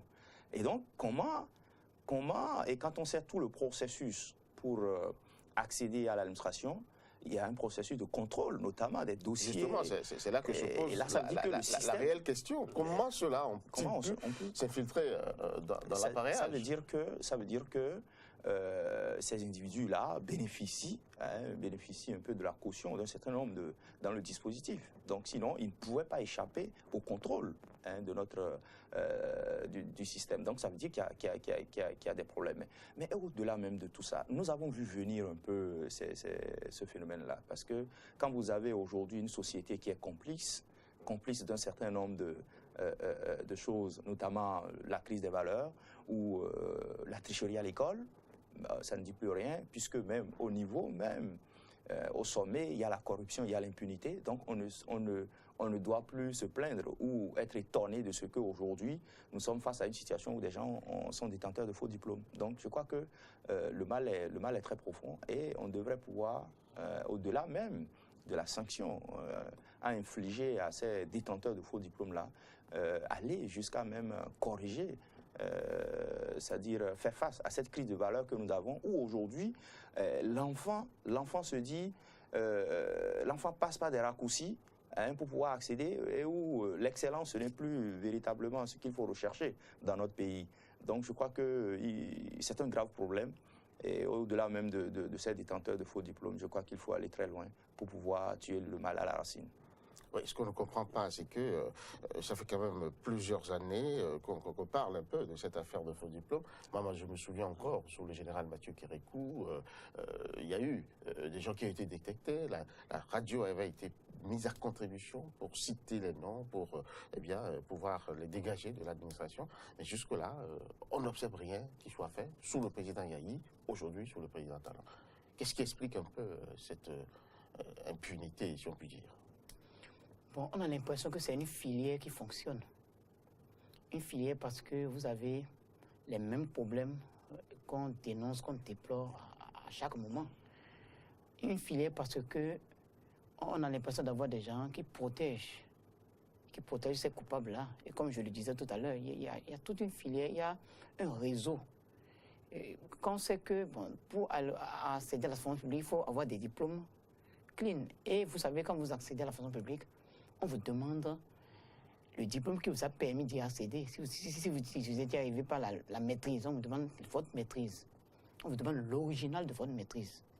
Et quand vous la fournissez, et là, c'est le ministère de la fonction publique qui vous prend ce diplôme-là, on fait toutes les vérifications. Bon, moi je me dis, s'il n'y a pas une filière qui fonctionne, une filière qui, à coup d'argent, hein, vit, fonctionne, croît et se développe dans le pays. S'il n'y avait pas une filière là, on n'aurait pas assisté au développement de ce phénomène ces dernières années. Il y a des gens qui gagnent de l'argent à faire de faux diplômes aux gens, à les faire entrer dans cette fonction publique-là et à les faire cacher, hein, à les rendre fantômes. On les rend fantômes et quand ça éclate, on ne sait plus qui prendre. On est face à des gens qui, bon, des gens qu'on a trompés parce qu'on leur a garanti une totale sécurité. On a dit, bon non, quand on va te faire ça, il n'y aura pas de problème. Tu n'auras pas de problème. On va te protéger. Finalement, ça éclate au grand jour. Et on ne punit pas. Vous voyez, il y a des filières dans l'ombre là qu'il faut démanteler. Et moi, je veux toujours qu'on puisse démanteler cela parce que nous sommes dans un pays, et je suis aussi là-dedans, je suis coupable aussi. Nous sommes dans un pays où il y a beaucoup d'interventionnisme. Dès que j'ai mon enfant qui a un problème, et dès que j'ai un proche, il faut appeler telle personne, il faut dans tel ministère, au commissariat, vraiment j'ai un cousin, mais j'ai un oncle qui est là, on a cité le nom de mon enfant dans tel dossier, comment ça appeler? Les hommes politiques sont mis à contribution, les députés, vraiment, et ça te fait, et finalement on ne touche personne. Vous allez voir que c'est ce qui va se passer. Je l'avais dit au début, je n'ai pas appris qu'il y a eu d'arrestation. Et je n'aurai pas d'arrestation parce que je suis dans un pays de la mafia intellectuelle. C'est la mafia intellectuelle, c'est la mafia scientifique. On protège, on a des intellectuels. On a quand même des commissions d'enquête qui ont révélé des noms. Je vous le dis, les commissions d'enquête qui ont révélé, c'est vrai. Commissions d'enquête, quelle est la suite de ça? C'est parce qu'on ne punit pas que ça se développe. C'est parce qu'on n'a pas appris à ceux-là. On n'a pas montré des photos de gens déférés, mais de gens allant en prison, mais étant au commissariat. Et c'est parce qu'on n'a pas apporté l'information selon laquelle certains qui ont été retenus comme étant coupables, mais comme ayant montré de faux diplômes, on n'a donné aucune information à nos journalistes pour nous dire voilà. Oui, tout simplement parce que ça ne s'est pas fait. Et c'est ça se développera. Et c'est l'impunité à la base. C'est l'impunité à la base sociale. Ça veut dire que l'impunité ne concerne pas seulement les hommes politiques, mais l'impunité est tapie dans le milieu social, au fond, au tréfonds du milieu social. Et c'est pour cela que la corruption a de beaux jours devant elle. Ces détenteurs de faux diplômes, on les retrouve dans presque toutes les corporations, au niveau des corps habillés, au niveau de l'administration publique et grâce aux organisations non gouvernementales comme celle dirigée par Jean-Baptiste Elias, on a réussi à avoir des noms, des postes. On a tous les détails sur les détenteurs de ces faux diplômes-là et aucun d'eux n'a levé le petit doigt pour aller contre les propos de Jean-Baptiste Elias. Les listes existent, les noms sont connus. Et comment expliquer le silence des autorités? Non, mais je crois que c'est un silence coupable, hein, que, en fait, ceux qui nous dirigent ne veulent pas frapper. Et je crois que si on ne frappe pas, le phénomène va continuer, puisque, je l'ai dit, ce n'est pas seulement sous le gouvernement de la rupture qu'on a ça, on a eu ça sous le gouvernement Yahi, même au niveau du... Et puis ce n'est pas que... Il n'y a pas que ça. Vous avez vu, lorsqu'on a enregistré les fonctionnaires ici dans ce pays, on a extirpé un certain nombre de fonctionnaires également qui percevaient, même qui continuaient pas à percevoir des pensions de personnes qui étaient déjà décédées et tout ça. Donc je crois qu'à tous les niveaux, il y a la corruption dans notre pays. Alors, qu'est-ce qu'il faut faire? Moi, je crois que... Donc ça, c'est un autre visage de la corruption. C'est un autre visage de la corruption. Elle se manifeste un peu partout. Et ce sont ces hommes politiques-là, en fait, qui constituent des soutiens de ces enfants. Mais l'enfant à qui? Mais ce sont les parents aussi qui démissionnent par rapport à l'éducation de leurs enfants. Parce que si le parent prend les devants, et donc pour aller acheter un diplôme, même dans un pays voisin ou pas, ça veut dire que le parent, qu'est-ce qu'il montre à l'enfant? Il ne lui montre pas la bonne voie. Donc je crois que l'éducation même, on ne vit plus la morale dans notre pays. On ne vit plus la morale. Et et la société est complexe. Parce que tout simplement, vous imaginez, quelqu'un qui va dans l'armée et qui déjà, à travers un faux diplôme, mais qu'est-ce que vous pouvez attendre de lui? Donc je crois que il faut frapper fort.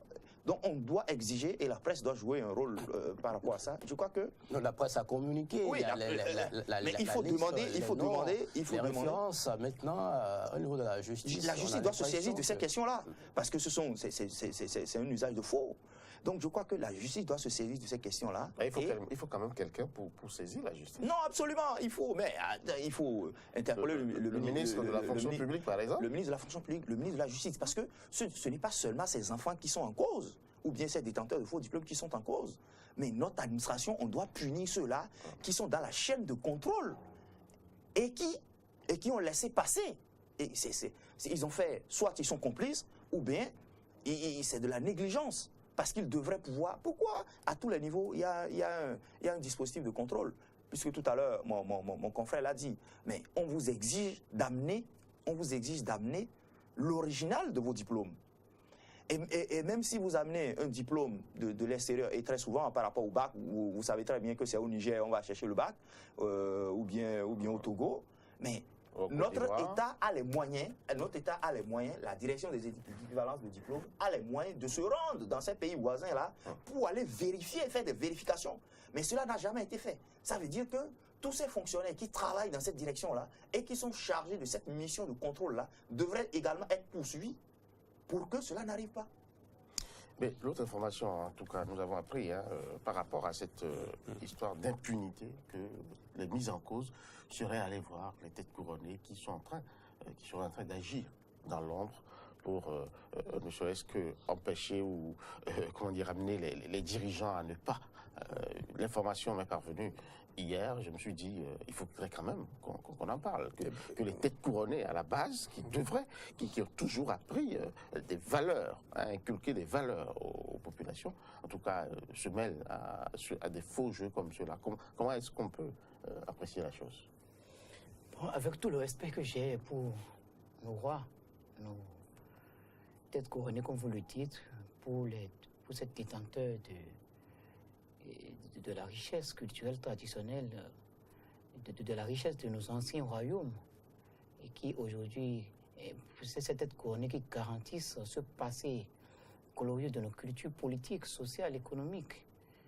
Avec tout le respect que j'ai pour ces illustres personnalités, pour ces personnalités respectables, et permettez la répétition, avec ce grand respect que j'ai pour elles, je suis convaincu qu'il y a des gens qui ce sont des gens qui tournent autour de ces personnalités-là, qui leur peut-être donnent ces conseils. Et vous savez aussi qu'il y a une floraison de rois aussi. Il y a beaucoup de rois. Des rois adaptables. Des rois marcheurs. Mais je vous promets qu'après cette émission, on va créer, je me ferai roi de Eden TV. Ah oui. Et vous allez me faire allégeance. Encore que Eden TV n'est pas une royauté. En tout cas, on va ce qu'on peut faire, mais vous savez qu'il y a un roi de Calavi, des rois de quartier, de Calavia, des trucs comme ça. Tout à fait. Donc quand on parle de tête couronnée, j'ai bien l'impression que ce sont ces individus-là qu'on instrumentalise. J'imagine mal qu'un roi, comme le roi d'Abomey, c'est celui qui a succédé plusieurs années après au grand roi très moraux d'Abomey, à ces gens-là qu'on a dit, protéger ceux-là vont le faire. Le roi de Niki, ça m'étonnerait beaucoup. Il y a beaucoup de rois, quand on les voit, on ne peut même pas oser imaginer qu'on puisse aller leur proposer ça. Je me dis, vous savez, il y a une floraison de rois. Et il y a de faux rois. Et c'est à ceux-là qu'on va confier de telles missions. J'en suis convaincu. Maintenant, aujourd'hui, les parents d'élèves, les parents d'étudiants, il faut dire qu'ils sont prêts à tout pour pouvoir réussir leurs enfants. Ça aussi, vous l'avouez. Ils sont prêts à tout. Si on leur dit maintenant, il y a une filière pour avoir le baccalauréat, et vous payez 1 million, les parents vont se démêler pour trouver le million. Et ça, c'est dangereux. Les parents sont prêts à tout aujourd'hui. Pas les parents, il ne faut pas mélanger. Il y a des parents inconscients. Je vous dis, il y a des parents que vous ne pouvez pas imaginer. Vous ne pouvez pas imaginer leur rang social. Grand fonctionnaire, vraiment, qui tient un langage moral très poussé. Mais si on lui annonce qu'il y a une filière de ce genre-là, il va se jeter. Justement, c'est pas juste. Les tarés, généralement, on les retrouve dans les rangs de ces parents, en tout cas haut placés, là. Pas des enfants qui ont généralement. C'est parents fortunés. Parce que nous avons quand même des exemples, on ne va pas citer de nom, mais généralement, les tarés, on les retrouve dans ces rangs-là. Bon, je n'ai pas fait d'enquête, je n'ai pas fait un diagnostic. Mais non, c'est pas bien de généraliser, de dire qu'il y a les parents. Quand on dit les parents aujourd'hui, c'est que vous généralisez. Et je vous mettez tout le monde dans l'état de déliquescence morale dans notre Bénin, c'est tel que l'a décrit mon confrère Alain, est tel que on peut trouver à peine, je ne veux pas avancer un pourcentage, mais le pourcentage des parents honnêtes, clean, des parents vraiment intouchables en matière de moralité, ce pourcentage-là, à l'heure où je vous parle, là, doit être un pourcentage très bas, un pourcentage vraiment bas. Et quelqu'un tout à l'heure a utilisé le mot raccourci. Aujourd'hui, maintenant, c'est là de l'utilisation des raccourcis qui fait ce qui se passe là. Et quand on parle des rois, qu'on instrumentalise pour faire cette basse besogne, vous voyez l'état de cassure, de dégénérescence morale de notre Bénin. On va chercher les rois. C'est très grave et cette personne ne punit pas. Tout à l'heure, mon confrère disait que, bon, que ceux qui sont de l'équivalent des diplômes, ça là, je pense qu'ils ont fait leur travail. C'est parce qu'ils ont fait leur travail qu'on a pu détecter ces gens-là. Et ils ont fait leur travail, ils ont pu contrôler. À un moment donné, on a dû lancer la machine. On a dit, voilà, contrôler les diplômes de tel qui sont nouvellement arrivés dans la famille, mais qui ont fait tel nombre d'années. Il va falloir enquêter pour voir les conditions dans lesquelles ça a été fait. Maintenant, quand on est arrivé au résultat, on a dit, voilà les gens qui ont des faux diplômes. Donc, je crois que ceux-là ont fait leur travail. C'est parce qu'ils ont fait leur travail qu'on a cette liste très longue de faussaires. Maintenant, il faut maintenant que les autorités judiciaires, il faut maintenant que le ministère de la fonction publique se saisisse du dossier, mais le ministère, c'est la fonction publique, se saisisse pour dire, bon, il faut qu'on aille au tribunal pour régler cette affaire, il faut qu'on aille au commissariat. Et voilà qu'il y a les têtes couronnées qui s'en mettent. C'est ça, c'est ça qu'on dit. À Biola, moi j'avoue que j'avais foi, j'avais espoir que la lumière se fasse autour de ce dossier, mais le ministre n'a pris pas là, rien n'a été fait. Et ces gens-là perçoivent encore, sont financés par le trésor public. C'est parce qu'on n'a rien dit que les gens n'ont pas composé à des concours et sont admis. C'est parce qu'on n'a rien dit que les gens ne sont pas sur le territoire national et sont déclarés admis sur des listes de concours. Non, je vous dis, qu'est-ce que le ministre Abiola seul peut faire? Donc, en réalité... C'est quand même le ministre de l'enseignement supérieur. Mais c'est ça, vous avez parlé des têtes couronnées. Je ne crois même pas que ces gens-là soient appelés, qu'ils méritent d'être appelés des têtes couronnées. Et même ceux dont on parle... Il y en a qui méritent le titre. On les connaît. Ceux-là, ça démontre un peu l'ampleur du phénomène. Même au niveau de cette tête couronnée-là. Mais il y a problème, chers amis. Les gens se lèvent aujourd'hui, ils s'autoproclament roi de ci, roi de ça. Oh, nous connaissons très bien. On nous a enseigné les rois ici à l'école. Nous connaissons les rois. Donc ça veut dire que ceux-là ne méritent même pas d'être appelés des têtes couronnées. En fait, ce sont les pressions et l'interventionnisme dans notre pays, le clientélisme politique. Parce que, en fait, c'est quoi? Même ces autorités qui n'arrivent pas à frapper, mais c'est par rapport au clientélisme politique. Parce qu'ils se disent quoi? Ah oui, mais si je ne commence pas à frapper, la prochaine fois quand je vais aller aux élections, je vais retourner, les gens, ils seront contre moi. Et c'est ça qui fait qu'on entretient ce phénomène-là. Et ces parents, vous savez, aujourd'hui, des parents sont prêts à vendre leur terrain, à vendre même leur maison. Et c'est là où je dis, la morale a déserté le forum. On ne vit plus la morale dans notre pays. Si c'est un parent qui encourage son enfant à aller tricher, mais alors là, celui-là qui devrait apprendre l'enfant à avoir cette culture-là de l'excellence et à travailler bien à l'école, mais on n'aide même plus les enfants. Parce qu'on promet à l'enfant que, bon, de toute façon, tu vas réussir, je vais voir le maître, je vais voir le directeur. Et le mal, ce n'est pas qu'au niveau des examens, mais bien avant, dans les classes inférieures. Ouais. Comment les enfants font pour accéder aux classes supérieures? Moi, je suis intervenu, quand j'ai enseigné je vous le dis comme ça, j'ai enseigné dans un collège où j'étais vraiment horrifié de constater qu'il y a des enfants qui trichent pendant qu'il y a des devoirs. Mais je les ai interpellés, tu sais ce qu'ils m'ont dit? Ils m'ont dit, mais professeur, c'est ce que nous avons fait jusqu'ici pour être dans cette classe. Ça veut dire que, et plus loin, quand je me suis plaint, quand j'ai commencé à frapper, mais le responsable d'établissement, le censeur me dit, mais écoutez monsieur, vous savez, il ne faut pas vous comporter en gendarme et tout ça. J'ai rien compris. L'année qui a suivi, moi j'ai carrément quitté ce collège-là. Donc vous voyez, il y a une complicité malsaine. Les parents sont mis en cause, mais aussi les enfants, on apprend, même à l'école, aux enfants à tricher. Or, l'école qui est une institution où on doit enseigner la morale. Quand déjà, à ce niveau-là, il y a problème, mais on ne peut plus espérer mieux. On ne peut plus espérer mieux. Donc, je crois que le problème est à tous les niveaux. Mais aujourd'hui, il faut commencer à frapper. Je crois que ces têtes couronnées, il faut les dénoncer. Il faut les dénoncer. Et cette tête couronnée, une fois rentrée en principe dans leur royaume, devrait être chassée de leur trône, destituée. parce que c'est eux les gardiens de la morale. Ça dit que c'est le dernier recours lorsque l'État est en danger, parce que ceux-là devraient être ceux-là qui doivent toujours garder ce flambeau-là, cette flamme-là de la morale. Mais si aujourd'hui c'est eux qui prennent le devant pour aller faire quelques médiations, pour dire que bon, ces gens-là qui ont les faux diplômes, il faut carrément les extirper, les sanctionner, parce qu'ils doivent d'abord quitter l'administration et ils doivent répondre devant les juridictions. Ils doivent payer ce qu'ils ont perçu. Et ils doivent payer. Et c'est dangereux ce qui se passe, parce que, mais vous entendez des choses. Ce n'est plus un secret, hein, où des gens, pour être, comment on appelle, pour réussir au concours et autres là, mais le fils du pauvre, ça crée des inégalités, ça crée des frustrations. Et c'est cela qui amène des crises. Parce qu'aujourd'hui, l'enfant du pauvre, qui n'a pas l'argent, hein, dont les parents n'ont pas l'argent, n'est pas nanti, mais qu'est-ce qu'il peut faire? Donc ça veut dire qu'il ne peut plus accéder à la fonction publique. Moi, à un moment donné, je décourage. Je décourage les frères et parents. Je dis, mais écoutez, vous perdez votre temps par rapport à cette fonction publique. Parce que, mais il n'y a plus le principe d'égalité. Et tout le monde le sait. Il n'y a plus le principe d'égalité. C'est qui tu connais. Mais c'est ça. Qui tu connais? Est-ce que tu as de l'argent? Et donc tu vas réussir. Alors, l'autre côté, est-ce que des implications juridiques n'expliqueraient pas aussi cette inaction des gouvernants? C'est-à-dire quoi? Celui qui est déjà dans la fonction, qui a commencé,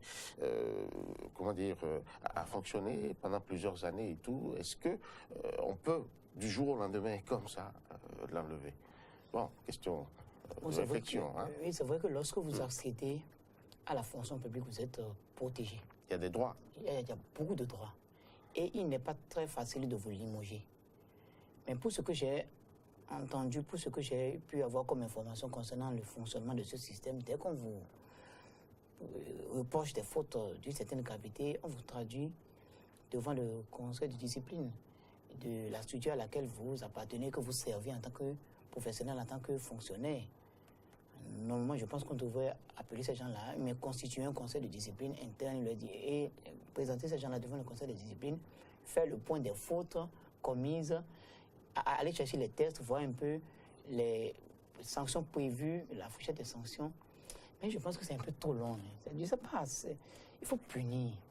Il faut punir parce que... Parce qu'il y a quand même usage de faux. Il y a usage de faux. Il y a faux usage de faux. Et tout à l'heure, Alain a dit que c'est à la base. C'est même à la petite base. Est-ce que vous pouvez imaginer, avant qu'on revienne sur le sujet, est-ce que vous pouvez imaginer que pour le CEP, on apprend aux enfants à tricher? Est-ce que vous imaginez que... On leur apprend à tricher. On leur apprend à tricher. C'est Comment? que les maîtres soufflent les réponses aux enfants. Au CEP, oui? Au PPC, on souffle les réponses aux enfants. On leur dit, on enquête le chef centre. Bon, on écrit. Dans ce pays, on a même appris qu'un ministre a demandé au correcteur de faire passer même ceux qui ont 8, 50, vous savez, sur mon regard. Dans ce même pays, on a vécu ça, monsieur Marcel. Bénin, mon pays, le Bénin. Et c'est ça, vous savez, comme le processus pour sortir quelqu'un de la fonction publique n'est pas très facile, vous voyez, on s'appuie sur ça, à coup sûr, et on met la pression. On met peut-être la pression pour que ce conseil de discipline ne se réunisse pas. Je connais mon pays comme ma poche. Dès que le nom a été publié, on a dit, j'ai dit tout à l'heure des appels, des pressions. Tout à l'heure, mon collègue l'a dit, des pressions. Finalement, ce conseil de discipline ne se réunira pas. Il ne se réunira pas. Les protections des parrains appelleront de la présidence de la République. Ils appelleront du... Nous avons quand même aujourd'hui un gouvernement qui entend assainir un peu l'administration publique. Au-delà des gouvernements, il y a la mentalité qui plane. La mentalité est la même. Peut-on nourrir un peu... Ce ne sont pas des Béninois. Les Béninois qui ont travaillé sous le général Kékou 1.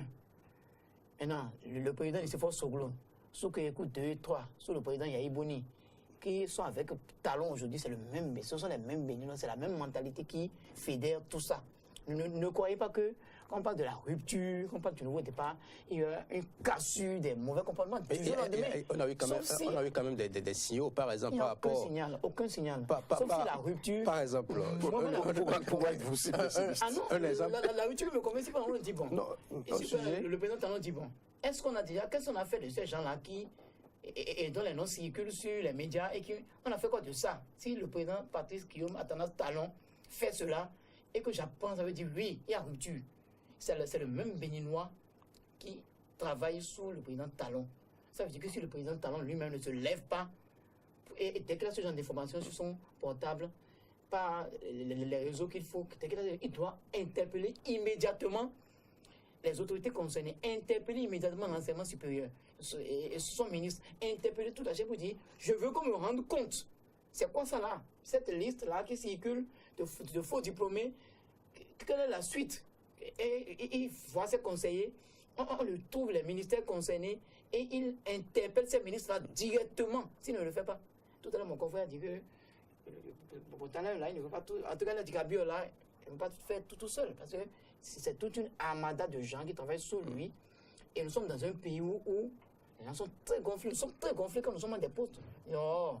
Et surtout quand nous sommes positionnés politiquement, on dit non, moi, mon parrain, je ne peux pas travailler, je suis là, je dors. Marcel Pogodo, je rappelle aux auditeurs que vous êtes le directeur de publication du quotidien Le Butateur. Dans ce même pays, on a organisé des concours. Les voix se sont élevées pour dénoncer des irrégularités. Rien n'a été fait. On a assisté à un changement de régime. On a mis en place quand même une commission qui travaille à faire la lumière sur ce dossier. C'est quand même un signal fort. Peut-être que quand la commission va rendre public ses résultats et que les recommandations seront issues de la présidence, on mettra en place peut-être une autre commission qui va statuer sur le cas de ces faussaires. C'est pour ça que je voulais vous demander, est-ce qu'il y a un point d'espoir recommandation, il faut mettre le mot exigence. Recommandation, c'est vous pourriez. Non. Il faut les exigences. Marcel Pogodo. Non, mais je suis tout à fait d'accord. Mais vous pensez que, vous croyez fondamentalement que ce sont les commissions qui vont régler le problème. Je vous ai dit le mal est profond. Au moins on a suspendu. Oui, mais cette commission, qui la dirige aujourd'hui? Cette commission-là qui a été mise en place. C'est des Béninois. Oui, je dis qui la dirige. Vous avez vu le problème qui se pose autour. Vous voulez ouvrir encore mais c'est justement, cette boîte-là? Je vous dis, c'est pourquoi je vous dis que le mal est profond. Qui dirige? Vous pouvez me dire qui est le président de la commission? Il a démissionné. Je crois qu'il a démissionné. Il a démissionné. Voilà. Ça symbolise un peu la profondeur et l'ampleur du phénomène. Ça veut dire que quand vous commencez à toucher, vous vous rendez compte que, c'est-à-dire, il y a un certain nombre de... C'est-à-dire, il y a tellement de ramifications de ce phénomène-là que finalement, c'est-à-dire, c'est la société tout entière qui est complice dans cette affaire-là. Vous avez vu les liens? Je ne vous arrête pas, mais le jour où on a mis en place cette commission, je suis interrogé parce que je connais au moins 4 à 5 personnalités qui ont travaillé, mouillé le maillot pour que le nouveau système là soit là aujourd'hui et qui ont leurs enfants dans le cas. Dans le cas, et qui s'attendent mais je dis comment ça va se passer. Mais justement, c'est eux qui aujourd'hui, dans l'ombre, vont faire cette pression-là pour qu'on puisse sauver leurs enfants. Et ça n'a pas raté. Et je vous assure, qui vous dit même qu'ils n'ont pas travaillé pour ça? Il y en a qui ont travaillé pour ça. Donc, c'est là toute la difficulté. Et je dis, mais... Est-ce que ça devait être une difficulté? Oui, mais justement, nous avons des lois. Quand mon confrère dit qu'au niveau de la fonction publique, c'est difficile, c'est pas difficile. Quand on prend le droit administratif par rapport à la fonction publique, comme il a dit, mais on vous traduit en conseil de discipline, si les faits sont avérés, vous êtes radié de la fonction publique et vous êtes exposé maintenant aux poursuites judiciaires. Ça, c'est une autre voie qui s'ouvre à partir du... Donc, c'est 2 étapes. C'est 2 étapes. D'abord, on vous radie parce que c'est une faute lourde. Vous avez quand même le diplôme, le premier diplôme qui vous a permis d'accéder, il est faux. Mais à partir de ce moment-là, mais d'ailleurs, qu'est-ce que vous allez faire au niveau de l'administration si vous accédez à cette administration-là par un faux diplôme? Mais aujourd'hui, tout le monde se plaint de la performance de notre administration. Qui sont ceux-là qui travaillent dans cette administration? C'est vrai, il y a ceux-là. Avant, bon, ils sont excellents et tout. Mais aujourd'hui, de plus en plus, mais quand vous vous rendez dans l'administration et que vous demandez un service, vous vous rendez compte? On vous parle même difficilement français. Ça traduit un peu, c'est-à-dire, mais si les gens ont pris pas ces raccourcis-là, s'ils n'ont pas le niveau qu'il faut pour accéder à cela, mais c'est normal qu'en fin de compte, que l'administration soit inopérante. Moi, vous savez, je ne rêve même pas d'aller dans la fonction publique. Pourquoi? Parce que tout simplement, dans cette fonction publique, mais quand tu vas, qu'on appelle... Il ne faut pas décourager les jeunes qui savent. Non, mais absolument, et il faut les décourager parce que l'administration est quand même appelée à rendre un service. Vous savez, elle doit être animée par quand même des Béninois. Les gens ne viendront pas d'ailleurs. Et c'est cela qui fait que le phénomène perdure. Il faut, au niveau des jeunes, il faut leur apprendre que, absolument, la fonction publique n'est pas une panacée. Et que le jeune, il peut réussir dans le privé. Et c'est ce privé-là qui va créer la richesse, qui va accroître, comment on appelle, la richesse pour que notre pays se développe. Merci la fonction publique. Merci beaucoup. Alain Tossoumon, vous êtes journaliste en freelance. Marcel Pogodo, votre conclusion. Est-ce que vous avez espoir? Le président Patrice Talon, chef de l'État, chef du gouvernement, c'est lui qui va tout faire. C'est lui qui va tout faire. C'est lui qui va se saisir personnellement des dossiers. Je vous assure. Et moi, j'assume ce que je dis. Il n'y a pas de différence entre ceux qui servent le président Talon aujourd'hui et ceux qui ont servi le président Yahya Boni. Ça, c'est clair et net. Si vous voulez, je vous apporter des preuves, mais je suis en conclusion, je ne vais pas développer ça. Nous sommes déjà à la fin La seule chose que je dis, c'est que c'est le moment où je mets tout entre les mains du président Talon. Quand le président Yahya Boni a laissé faire, quand les scandales ont éclaté, qui on a pris? C'est lui qu'on a pris. Donc mon appel, c'est au président de la République.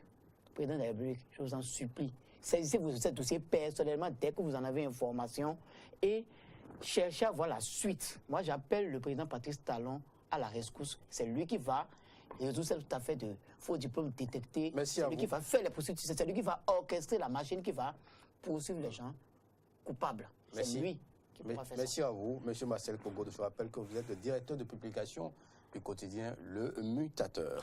Et vous étiez là, vous deux invités, pour discuter de cette question des faux diplômes et de la nécessité de pouvoir les dégager et les punir de la fonction publique. Et je vous prends au mot, c'est le président Talon, Patrice Athanas Guillaume Talon, qui devra réussir ce pari, si il faut réussir vraiment. Alors, nous avons donc qui prendre, tout simplement, à qui nous adresser respectueusement au président de la République pour qu'il se saisisse personnellement de ce dossier. Voilà, merci à vous. C'était donc l'instant débat fait croiser et co-organisé par Eden Télévision et Diaspora FM 102.3. Matin d'Eden se poursuit.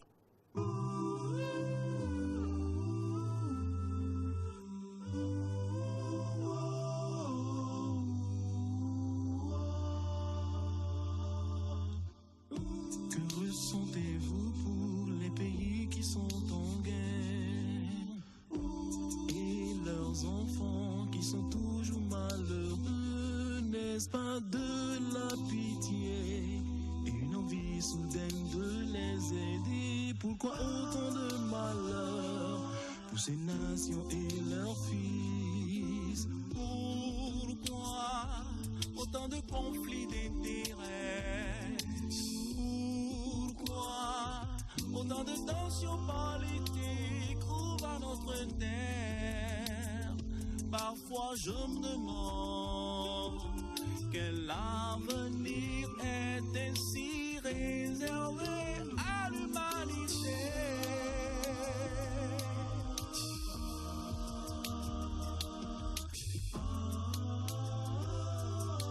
Pour éviter tout ça, tendons-nous la main.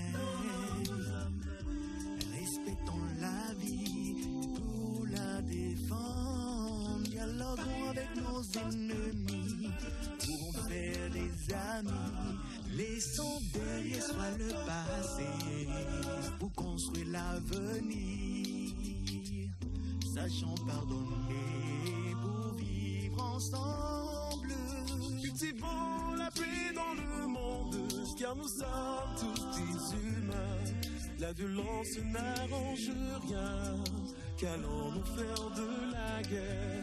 Choisissons la non-violence pour être plus forts et cultivons la paix dans le monde.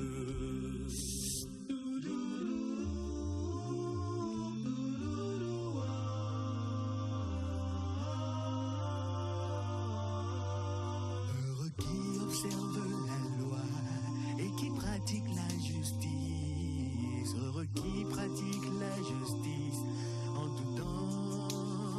Oh mes chers, je dis non à la guerre, non je dis à pas la guerre dans le monde. On sait quand ça commence, mais jamais quand ça finit. Je dis non à la guerre, non, je dis à la guerre dans mon pays. On sait quand ça commence, mais jamais quand ça finit. Cultivons la paix dans le monde, car nous sommes tous des humains. La violence n'arrange rien, qu'allons-nous faire de la guerre? Choisissons la non-violence pour être plus forts. Et cultivons la paix dans le monde. Cultivons la paix, car nous sommes tous des humains. La violence n'arrange rien, qu'allons-nous faire de la guerre? Choisissons la non-violence pour être plus forts. Et cultivons la paix dans le monde. Cultivons la paix. Cultivons la paix dans le monde. Ne laissons pas la haine nous envahir. Cultivons la paix dans le monde. Et surtout aimer. Cultivons la paix dans le monde. Cultivons la paix pour la paix. Cultivons la paix pour l'avenir de l'humanité.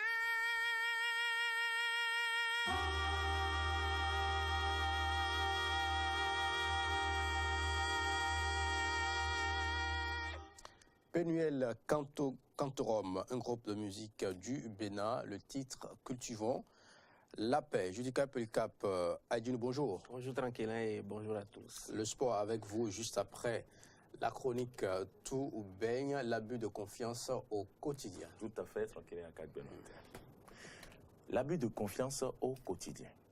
Tout baigne. Certaines personnes sont réputées dans l'abus de confiance et elles ne sont pas prêtes à changer de comportement. Comme vous le savez, le déplacement dans la ville de Cotonou se fait aussi par moto-taxi et par taxi-auto que nous appelons taxi-ville et de plus en plus par des minibus qui assurent la liaison des passagers entre Tokpa et les quartiers de la ville. Mais il est à constater, aussi bien dans le rang des taxis-motos que celui des chauffeurs de taxi-auto, qu'il y a certains qui manquent d'honnêteté et sinon comment comprendre que des émigrants osent s'enfuir avec des colis qui leur ont été confiés par des clients. Tout bien. Pas malheur si vous osez confier, ou du moins par naïveté, votre sac à main ou votre sac contenant votre ordinateur à un de ces conducteurs de moto-taxi, le temps de gérer une situation juste à côté, vous vous rendrez compte de leur malhonnêteté. Tout bien. Combien de personnes aujourd'hui peuvent retrouver un objet cher à elles et qu'elles ont oublié, un objet cher à elles qu'ils ont oublié dans un taxi-ville à Cotonou.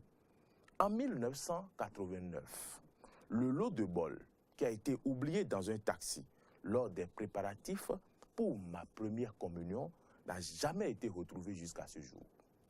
Tout bien. Vous comprenez que 27 ans après, les gens continuent de garer des effets à eux dans des taxis sans jamais les retrouver, ni retrouver le conducteur du taxi auto. N'est-il pas possible de trouver une solution qui permettra de mettre fin à ces genres de situations ou de traquer ces malhonnêtes? Je crois que oui, car avec les nouvelles technologies de l'information et de la communication, tout est possible. C'est d'ailleurs pourquoi, au Cameroun, la solution pour éviter ces abus de confiance est désormais trouvée. L'application Taxi Verified. Le but de la dite application est de résoudre les problèmes de sécurité dans les taxis grâce à la collecte d'informations telles que l'identité du chauffeur, les numéros de permis et d'immatriculation. Les informations recueillies sont enregistrées sur une plateforme dédiée bien sûr et qui permettent la traçabilité des taxis. N'est-ce pas une solution salutaire pour éviter la malhonnêteté à laquelle l'on assiste au quotidien dans nos capitales africaines qui adopteront la dite logiciel. Il est temps de souhaiter que nos jeunes frères, concepteurs de logiciels, pensent aussi à concevoir ce qui peut permettre aux clients des émigrants d'avoir rapidement des informations fiables sur ces mototaxis, pourquoi pas, qui pullulent la ville de Cotonou avec toutes les conséquences et les plaintes d'escroquerie et de mauvaise foi enregistrées. Cela arrangera bien tout le monde. Merci à vous. Tout bien et à demain. Merci à vous, Moriagua. Comment je vais dire, les délinquants ou les gens malhonnêtes, on les retrouve. Les gens de mauvaise foi. De mauvaise foi, on les retrouve partout, dans presque toutes les corporations, hein. Même les hommes en griffe de Dieu. Ceux qu'on appelle hommes de Dieu. Moi, j'aime pas trop ce nom-là. Nous sommes tous des enfants de Dieu. Il y a pas voilà, même dans leur rang, il y a des gens malhonnêtes. Je ne voudrais pas risquer un commentaire sur le sujet. Je ne sais de quels hommes de Dieu vous parlez, donc n'ayant pas une preuve formelle. Vous avez les informations, aujourd'hui avec les réseaux sociaux, vous avez les informations qui viennent de peu partout, tout ça. Oui, je suis d'avis que... C'est pas cité de nom. Hein. Nous lisons beaucoup de choses sur les réseaux sociaux, mais en même temps... Il y a des choses qui sont vérifiées. Les gens des journalistes ne sont pas raconter de n'importe quoi. Si je vous donne un exemple tout de suite, là, vous savez que c'est vérifié, mais je ne peux pas. Non, il vaut mieux mais voilà, donc c'est cela. Et nos amis conducteurs de taxi moto et de taxi également, et c'est important qu'ils fidélisent leurs clients en les respectant, parce que dans leur rang, vraiment, il y en a assez de... Vous savez ce qui m'a... Je voudrais bien, si vous me permettez, dire ce qui m'a inspiré cette chronique. Ma mère qui est rentrée avec un zémidjan, qui avait son sac à main, qui, bon, je ne sais pas si c'est... Je ne sais pas comment je vais qualifier ça, pour garantir son honnêteté auprès du zémidjan, lui dit, laisse son sac sur la moto et dit, je vous prends de l'argent à la maison. Ah, je vais vous chercher la monnaie à la maison. Je vais vous chercher la monnaie à la maison. Il n'est même pas parti. Quand elle est revenue, elle a oublié qu'elle avait déposé son sac sur la moto. Donc, le mec a eu le temps de dissimuler le sac quelque part. Donc, elle est ressortie, elle a remis l'argent, elle est partie. Et le conducteur de taxi-moto est parti. Il y a une proche de moi qui était également victime d'un acte similaire sur le taxi. Le conducteur de taxi-moto a inventé une histoire pour la mettre à l'aise tout au long du trajet. À l'aise, malaise et sans malaise. Et puis elle aussi, elle rigolait, tout ça. Et puis, il sonnait déjà 19h45, 20h, 20h30. Et puis, devant la maison à destination, le zémidjan lui demande de lui donner son portable pour qu'elle regarde le niveau de carburant dans son réservoir. Elle-même était à côté et en moins de 16 secondes, 10 secondes, le monsieur il a détalé avec son portable. Vous voyez, c'est un portable qui coûte cher. Et donc elle dit, mais ça, elle était à l'aise sur la moto. Le gars a inventé une histoire drôle et tout ça. C'est une stratégie. Donc nous qui prenons encore le taxi-moto, on doit être très éveillé. Vous qui n'avez pas des boîtes à allumettes? Non, parfois la boîte à allumettes, quand la boîte a des problèmes, il faut prendre Zem. Hein? Et comme ça, il faut faire très attention. Mais c'est à Moriagua, le sport avec Judica Polycarpe Aïdjounou. Dans ce monde également, il y a des gens malhonnêtes. Oui, bien sûr, on en a vu. Hein. Ils ont été dévoilés d'ailleurs. Voilà, ou bien, Polycarpe. Voilà, voici le sport.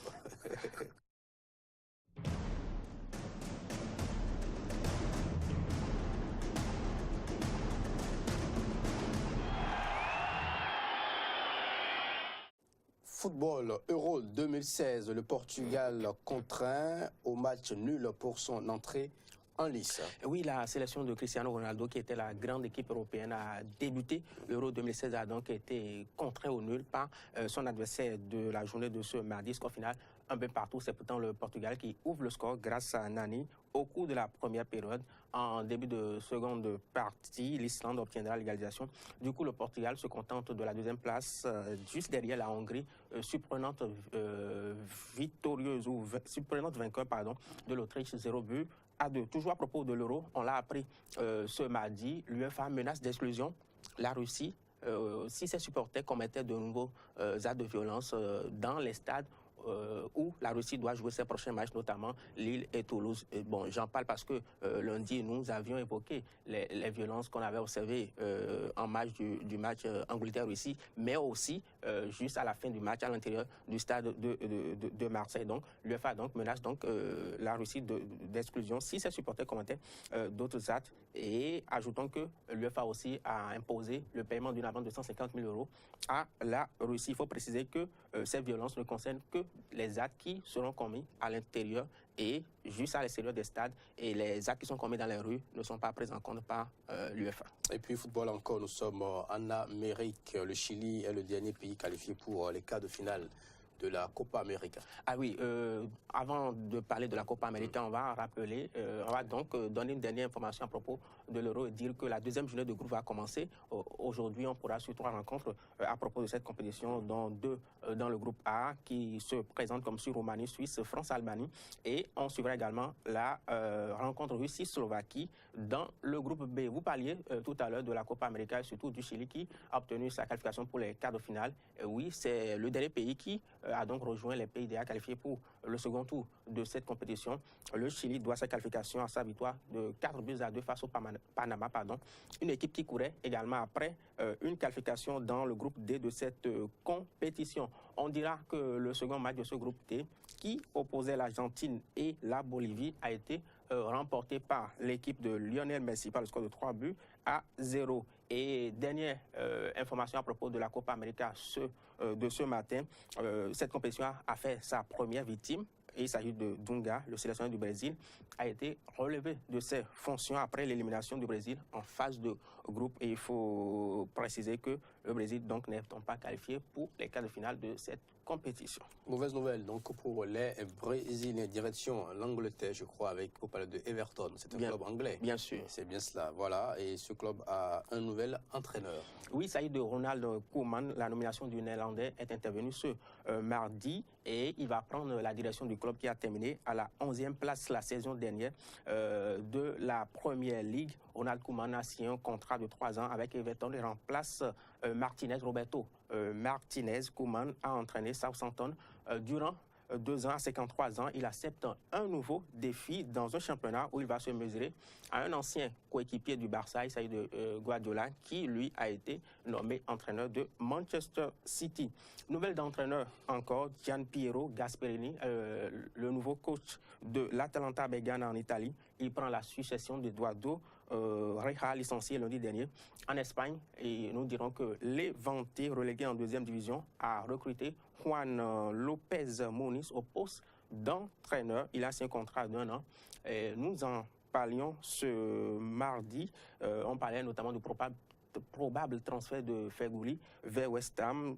Donc, il faut préciser que c'est fait désormais. Le joueur algérien est donc sociétaire du club anglais de West Ham. Il a signé un contrat de 3 ans. Une information dont nous parlions également hier, c'est le tournoi de qualification olympique qui concerne les sélections féminines de basketball. Et on dira que la France a remporté sa 2e victoire hier en battant la Nouvelle-Zélande. Encore une victoire. Et puis la France sera assurée de disputer les Jeux olympiques de Rio 2016. Nos compatriotes a-t-elle joué, Isabelle Yacoubou? Bien sûr, bien sûr. Il faut préciser qu'elle a été même la meilleure marqueuse de la compétition avec 19 points obtenus.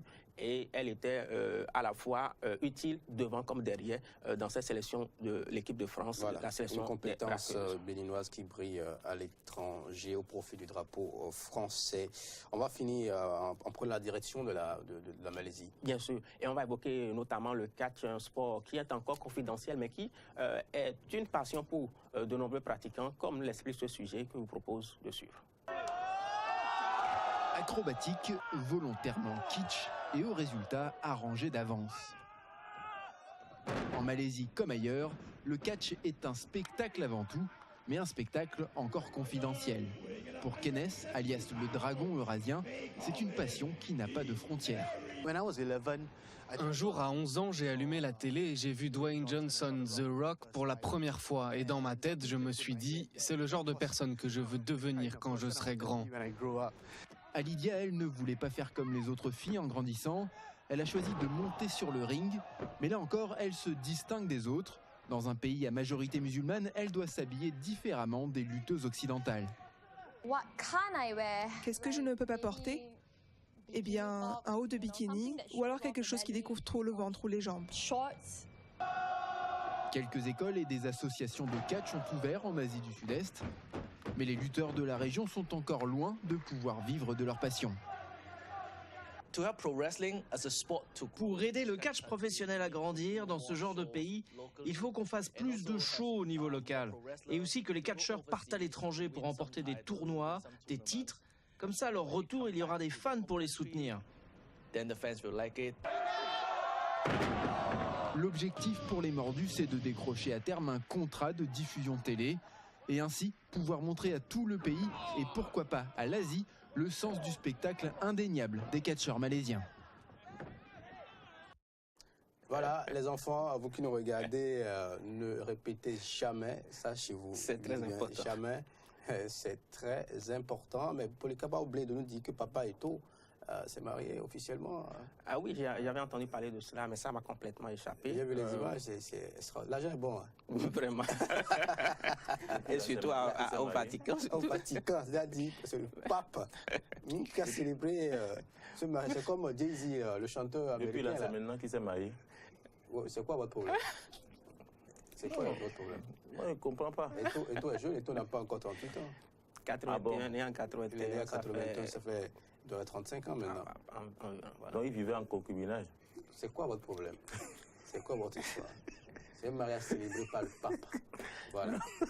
C'est le plus important. C'est le plus important. C'est pas n'importe qui. La conclusion, la vie c'est les moyens. Bon. La vie c'est les moyens. Même si on doit vivre en concubinage d'abord. Vous avez les moyens.